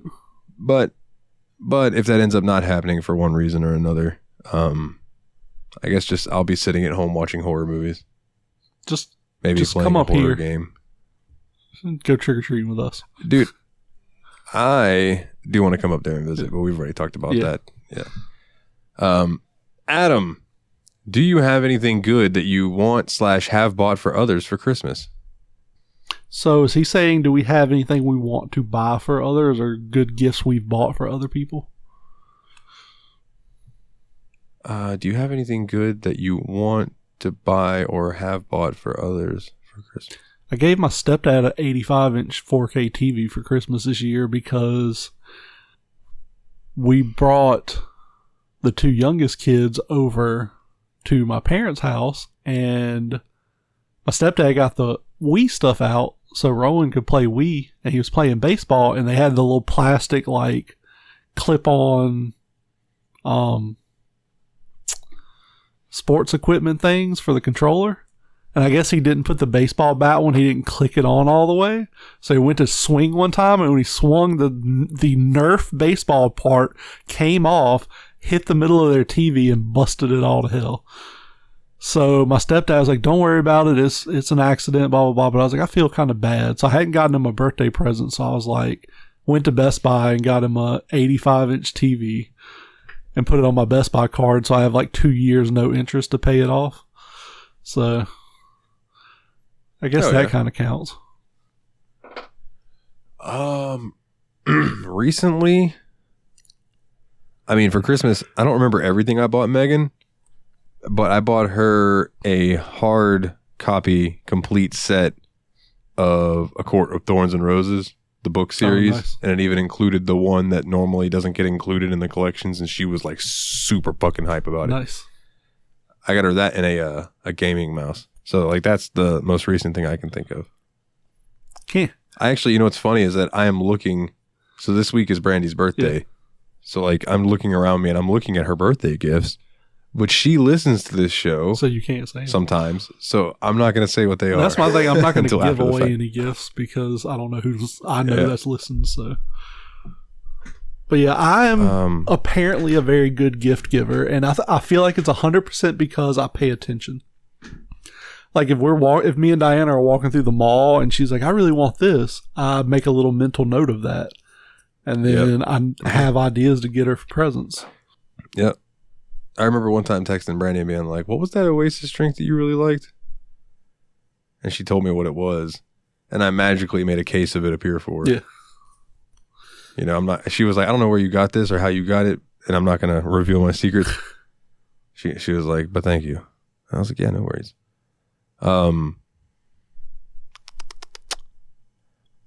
This next question, Adam, this might answer itself so are the Magic popular in Florida? Adam, I don't know what the fuck you're talking about. I think he's talking about the Orlando Magic basketball team. Oh, probably. I'm going to say around Orlando, they're probably super popular, but I don't think they've been like nationally popular since Shaq played there like back in the early 2000s or 90s or something. Yeah. They're not a very good team now, so if I'm wrong, Adam, ask less vague and we'll cover it in 2 weeks. But I think that's what he means. If you mean Magic Adam, the favorite Gathering, sim, it's probably popular there with nerds and shit. it is. Favorite sim racing game and favorite arcade racing game. Sim racing, I'm going to go with modern. Gran Turismo 7 and Forza Horizon 5. Of all time, sim racing. Hold all the way the fuck up. Yeah. Horizon 5 is definitely not sim racing. No, arcade racing. I meant my two answers are Gran Turismo 7 for sim and Horizon 5 for arcade. Okay, I got you. I was about to say, hold on. I'm saying that's like of like modern console games. Of all time, I mean, there's so many good racing games out there. I'm probably still going to say Horizon 5 for arcade, or maybe like the Cruising series was always really good. Yeah, Cruising USA. Yeah, Cruising USA, Cruising World, and Cruising Universe. Everybody's gone cruising. Sim? Cruising USA. Probably still Gran Turismo 7, because it's so fucking beautiful. Speaking of, the new Forza Motorsport comes out soon, and man, I'm curious how that's going to turn out. Hopefully good. Yeah. My favorite sim racer. I'm trying to think of sim racers that I've played. Gran Turismo 3. The one that I probably enjoyed the most, I had it on PlayStation 3. It was a motorcycle racing game. MotoGP. Yes. And I remember it being very like not what I was expecting, because it wasn't whipping and zooming and turning and flying and no. You take a turn too fast, was like you legit. Fly the fuck off your motorcycle. You eat shit. Yeah. So it was like I had to learn how to ride motorcycles. And I think that might be one reason I'm pretty decent at motorcycle handling in Grand Theft Auto games. Yeah. And I could just weave in and out of traffic like nothing, because it's like, well, this ain't shit compared to that one game. I've never been able to play MotoGP games because I'm too fucking heavy throttled. I can't make it through 3 consecutive turns without wiping out. So I really enjoyed that one. Arcade racing, holy shit, dude! So many good choices. There's Roll Cage, there's Need for Speed, Hot Pursuit, Need for Speed Most Wanted, Need for Speed High Stakes was the first one I ever owned.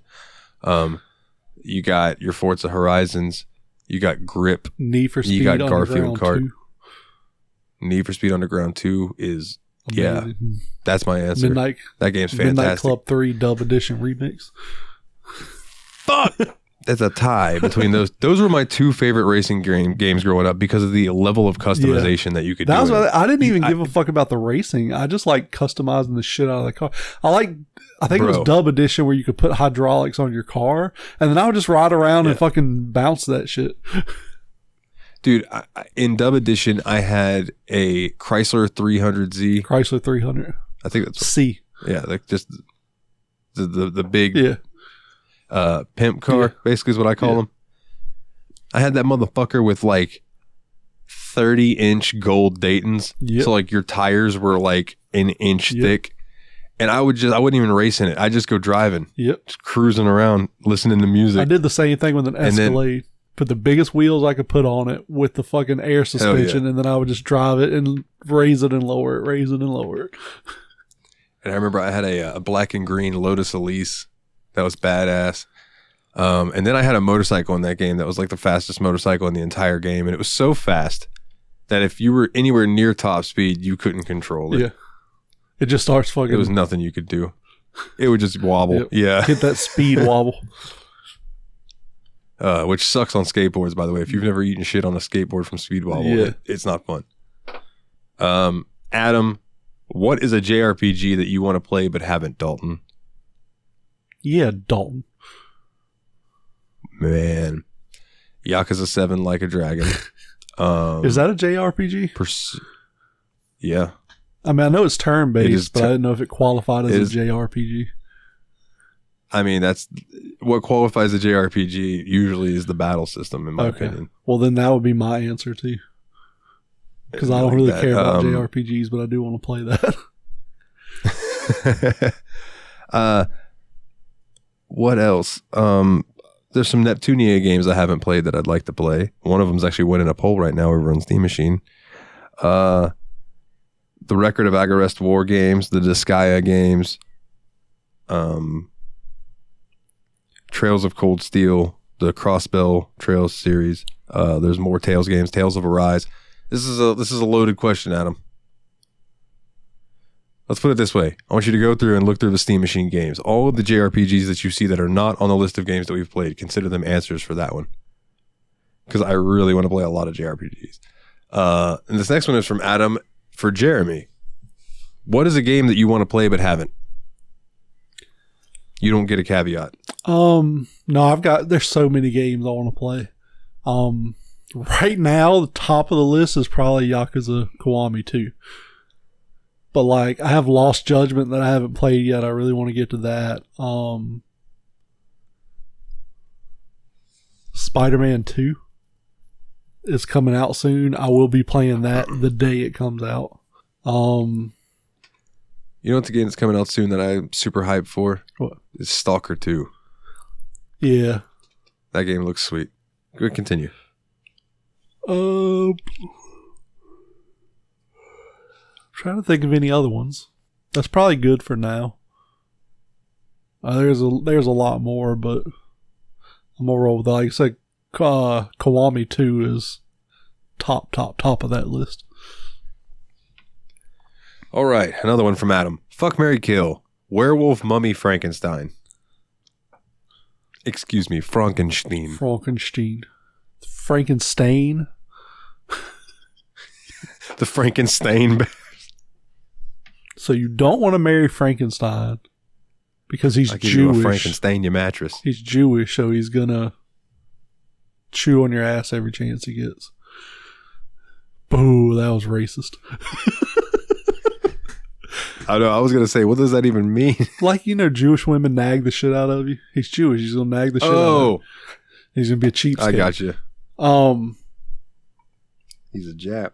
I don't know. I don't see Jewish as a race, so I don't think it can be racist. It's a religion, and I don't care about being offensive to religious people. Fair enough. I think I want to fuck the werewolf. I think he's going to be pretty fucking wild. He's going to fuck like a beast. I guess I should say she. she's gonna fuck like a beast. Because it's gonna be a female werewolf. And plus, do you have to fuck her in werewolf form? Because if not, she's just a normal woman. With the way that this question is, let's go yes. Okay. Yes, you do. Then the other two are fucking dead people. So who do you want to marry? Which dead person do you want to marry? We're not looking into logistics. I'm gonna marry the We're mummy. Just taking it as it is. Because the mummy is probably an Egyptian pharaoh and had a lot of gold and treasure and shit buried with him. That's half yours after you marry him. So I'm gonna kill Frankenstein, marry the mummy for his money, and fuck the werewolf. All right. I'm going to fuck Frankenstein because I think it would be really funny to fuck a Frankenstein and see if you could fuck them hard enough for body parts to start falling off. I can see that. I'm going to kill the werewolf because they're the only ones out of those three that are cannibalistic and eat meat. Mummies eat meat. I'm going to marry the mummy. I'm going to marry the mummy because we can make videos and pretend that it's a step mummy. Step mummy, what are you doing in that sarcophagus? Step mummy, are you stuck in your sarcophagi? Plus, with a mummy, never got to worry about running out of toilet paper. Well, I was going to say with a mummy, you're hitting it from behind, pull out, jizz on their back, just tear that part of the cloth off, throw it away. You're good. Just jizz inside them. They're dead. Or you can come inside them and then just clean your dick off with the wrap. Yeah. Tear it off. The dust inside's going to congeal all the sperm. Dude, did I ever tell you about the girl that I was having sex with and I nutted up in her like she told me to? And then when we got done, she's laying next to me and she just goes, "I'll be right back. I need to go drain." Oh, it's just like, like we know, why we did know you word it it like happens, but we don't want to hear about it. You don't have to tell me. Like, just tell me you have to pee. Yeah, and that's all I need to know. Yeah. Speaking of that, that just made me think of Jim Norton. Where you know who I'm talking about? That motherfucker where he's like, you gotta warm a girl up to pissing on your face. He's like, you gotta warm it up to her when you're having sex with her and she gets up to go take a piss. The first thing you gotta do is say, "Listen, when you come back, don't wipe." He's like, then she comes back, she's got a little pissy pussy, and then you just lick all that shit up and clean it up for her. And she's like, "Oh, you dirty bastard." And then pretty soon she's golden showering you in the fucking shower while you're jerking off and you nut right as the stream hits your face. Oh, he's such a dirty fucker, dude. Oh, man. All right. Jeff, bring one Pokemon into real life or enter the Pokemon world as a trainer. I'm going to say enter the Pokemon world as a trainer because nobody seems to die in that world. Nobody seems to get like gravely injured. And the world kind of works around the Pokemon. Whereas if you bring like a Charizard to the real world, he's causing some fucking property damage. He's only 6 feet tall. Yeah, but he got fucking spits fire. Always for hire, and I never stop shooting till God retires. I want everybody to feel the wrath of my flow, and if you can't feel that, there's the dough. Yeah, that. Robbing from the rich and the poor like I don't care. I'll walk into Times Square and leave a bomb there. So what about you? I'm torn. Because I think it'd be fun to go into their world because it's so peaceful. Yeah. There's no war. That you know of. Yeah, but at the same time, I mean, I really would just love to bring a Snorlax into life and just have it. This big sleepy fuck that just wants to cuddle and snuggle and eat food all the time. It'd be my best friend. Until he rolls over on you and squishes you. You get to see what it feels like. You know, when I was dating Savannah, she would sleep between me and May because she was afraid that I would roll over and suffocate the baby. Yeah. And I was like, damn. I feel like I'm a light sleeper. I feel like I would feel that if I rolled over onto something lumpy underneath me, but whatever. Did I ever tell the story about the time Jonathan fell asleep on my stomach? I don't remember. Go ahead and tell it anyway. So for context, that's my ex-girlfriend's son, anyone who doesn't know. I'm laying in bed on my back. I think I like woke up for the morning, but I was still kind of laying there, you know, like falling back asleep. And he comes and like lays on top of me, like head on my chest, laid, you know, down my body.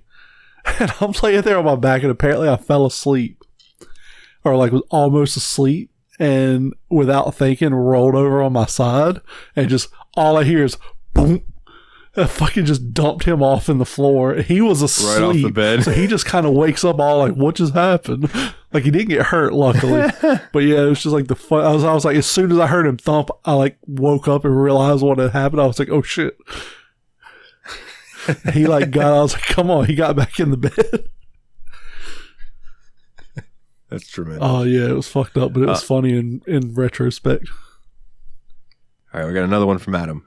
Do either of you have a holiday dish that you plan to cook Christmas Eve or day, or a dish from a family member you are looking forward to eating? So one thing I look forward to eating more than anything on Christmas, those fucking rolls. The like rectangular pillow looking rolls that are frozen. The yeast rolls, dog. Yeast rolls. You can buy those and have those any time of year, dog. But the problem is I'll buy them and I'll eat an entire family-sized bag in one sitting by myself and then explode. With some butter and honey? Then explode like a fucking seagull on Alka-Seltzer. My stomach just splits open. All my fucking guts and bread just come out everywhere. Yeah. Have you ever seen that? No, I haven't seen it, and I don't want to see it either. But apparently if you feed Alka-Seltzer to a seagull, it will get in their stomach and expand so much that their stomach will literally split open and all their insides will just fall out. I'm like, that sounds awful. Incredibly cruel. Like, who would do that for fun? Fucking serial killers. Yeah, that's fucking serial killer shit right there. That really is some serial killer shit right there. Man, my grandma, and she makes it more than just around Christmas. She'll do it around Thanksgiving too, but she makes this broccoli cheese casserole that is out of this world. My dad makes a sweet potato souffle type thing. That's delicious. But around Christmas time, something that I make is something that my dad's mom taught me when she was alive. And it's simple. You melt some chocolate, right? Yeah. Get some good chocolate. Don't get some Hershey's bullshit. Get you some good chocolate. Melt it and take Ritz crackers and put peanut butter between the middle of them. Now, it's your choice on what kind of peanut butter you can use. You want to use natural peanut butter? Go for it. You want to use creamy, crunchy? You want to use honey roasted? Whatever you feel like. Put it between the two Ritz crackers, dip it in the chocolate, set it on a parchment paper, and then you take your tray and you put it in the fridge. And dude, when they get nice and cold, they are like a Reese's on steroids. They're so good. Yeah. So those are my answers. Steph. Hey, hi Steph. Steph doesn't have anything interesting or deep or any deep questions, but she'll use this opportunity to ask Jeremy, what is your favorite story in your book? Which she bought, and she urges all the listeners to do. I urge you all to do as well, because I need money. So I don't know about my favorite because my memory sucks and I can't remember all 30. There's one that takes place in a diner that I'm planning on shooting a short video, like turning into like a mini movie. So I'd say that's up there. The one with the old man in the park is one of my favorites. But probably I'd say those two. Okay. This next one from Dane. Got milk? No. I do. I have 2 gallons of it, of Lactaid, in my fridge right now. I don't have any. Milk makes my tummy feel weird. So I only buy it to make Hamburger Helper. Try Lactaid. I don't want to though. Really? That's why I switched over to it. You know what's funny? And I'm not just saying this because you said that, I promise. I used to have a buddy of mine named Travis that would come over. And he used to ask me, hey man, can I have a glass of your lactose-free milk? Yeah, sure. And he would take it. He'd take a sip of it. He's like, dude, why is this better than regular milk? I don't know. I think regular milk tastes better because I'm used to Lactaid. So when I drink regular whole milk, it tastes like cream to me almost. And it's delicious, right?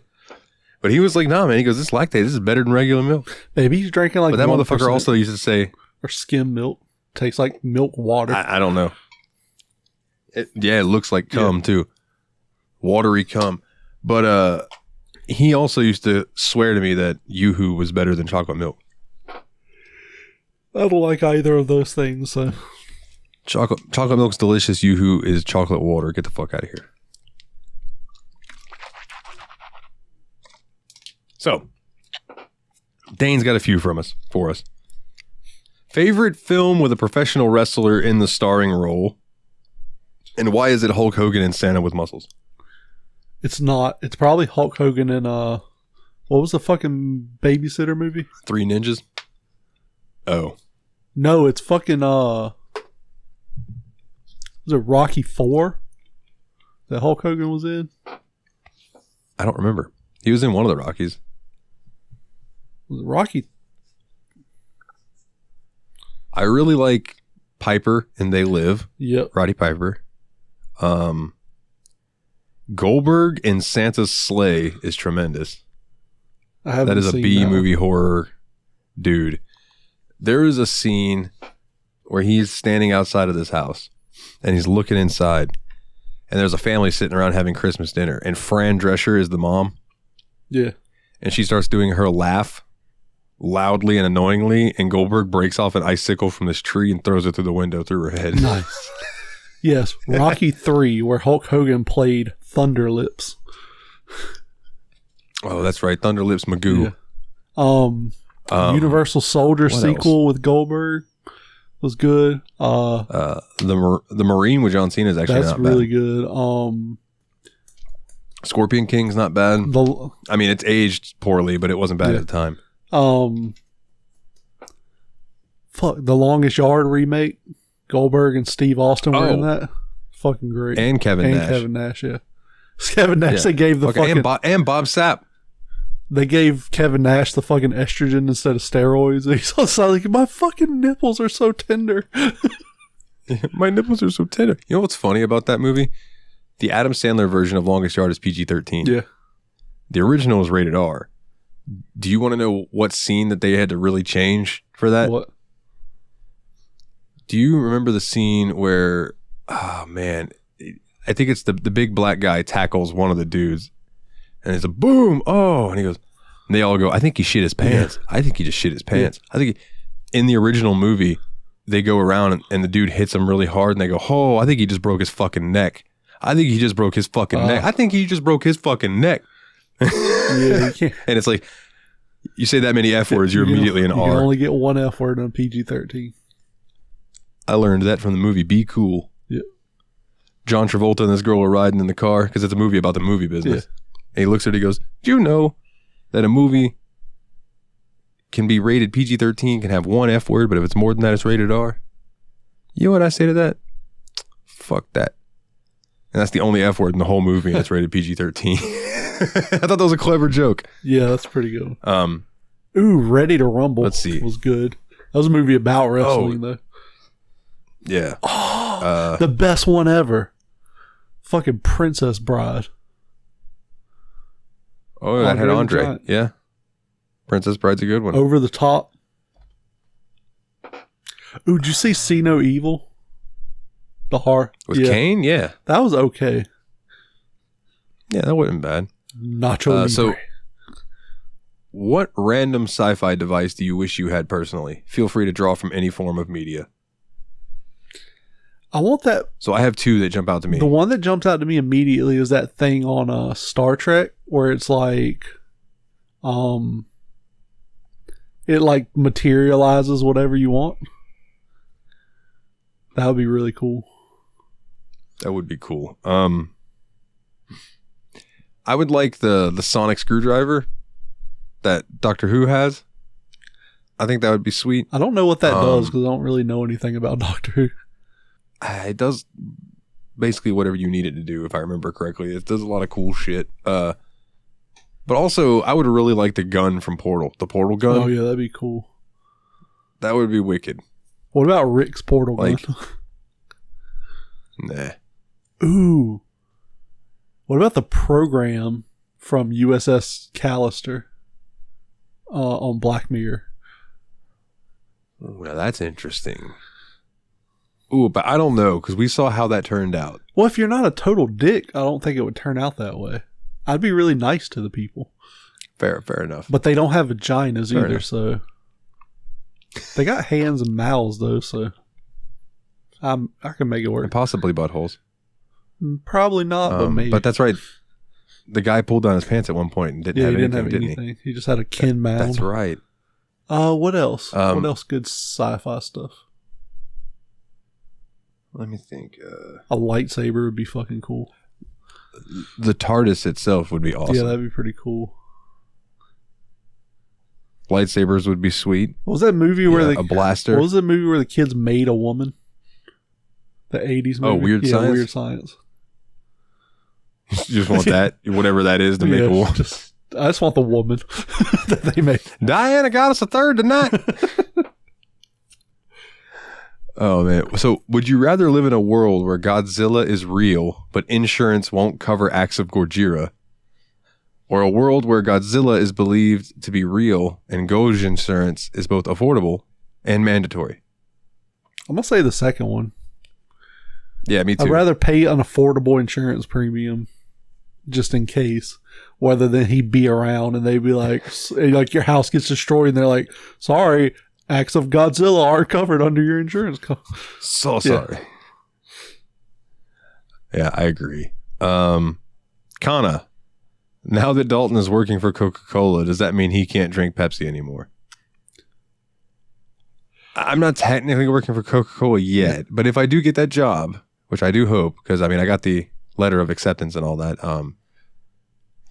I don't think I can drink Pepsi at work. Yeah. I don't think I can be in Coke uniform drinking Pepsi. Lucky for me, I do enjoy Coke Zero. So maybe I'll switch over to that. I'm just going to say it. But while I'm at home, I'm drinking whatever I want. Just say it. I prefer Pepsi. Yeah, I prefer Pepsi too, but they weren't hiring. I like when Dave Chappelle did a stand-up skit. He's like, I work for Coca-Cola and Pepsi. And to tell you the truth, I can't tell the difference. But Pepsi paid me most recently, so it's better. And the final question that we have for this extended episode: how much wood can a woodchuck chuck if a woodchuck could Chuck Norris? All of it. I think it would chuck as much Norris as Chuck Norris would let it chuck if a woodchuck could Chuck Norris. Good. I can't believe you got through that without fucking it up. Bro, I am just as amazed as you are. I wasn't even going to try it because I'd have fucked it all up. Well, let's see if I can get through the rest of this without fucking it up. If you would like to send us an email, go check us out at yetanotherbspod@gmail.com. You want to check us out over on Facebook with all the tumbleweeds, facebook.com/groups/yetanotherbspodcast. You want to check us out over on X. It is at YabsPod. You want to check out our website, which has all of our episodes up to date because of one wonderful Mr. Dane himself. That is yabspod.wordpress.com. And if you would like to donate to the show, which would help me pay bills at the moment, patreon.com/yabspod, YABSPOD, all capital letters. That'll get you in, get you the episodes early. We're going to get you a Patreon episode. The extra episodes. I promise. Yes, we are. And it'll be dirty and filthy, just like you people like. And then we need to plan some kind of cool Halloween Patreon episode for October. I'd be cool with that. Maybe me and you try to find the scariest story that we can find and read them. Maybe so. Or something. Or something. We'll figure it out. Also, while I'm thinking about it, I do have a new album out. If anybody is interested, nilethenightmare.bandcamp.com. It is the Love and Hate EP. I have sold a whopping 1 so far. So if anybody wants to make that number 2, that's double. That'd be sweet. It's $8 for, I think like 12 tracks, 14, 15 maybe tracks, somewhere around in there. And it's good. I like it. I think it's all right. I think it's damn good, actually. I'm going to toot my own horn. I think it's pretty good for a white boy's first try. So, yeah, go check that out. And come join the Discord, bit.ly/TSMP Discord, all capital letters. That's where all the fun happens. Like, I plug Facebook, I plug Twitter, but literally all of the fun happens in the Discord, bit.ly/TSMP Discord. Come join. YabsPod, we got our own whole section. You got to be 18 to be in our section, though.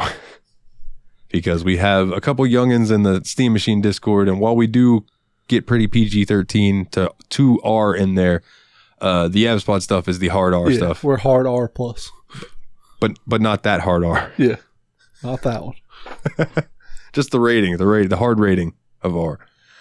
But yeah, man. Is there anything else you wanna touch on? Buy my book. I need money. Go buy his book. Have a job now, but it's not a good paying job. So yeah, short stories to read on the toilet by Jeremy Sanford. Buy his Amazon. Book, buy my album, and listen to my music while you read his wonderful book. That's what I say. Well, then, until next time, my good sir, for Yabspod, go out there, tickle your balls, waggle your beaver, just make yourself feel good, and take it easy. Hey, episode 69. Nice.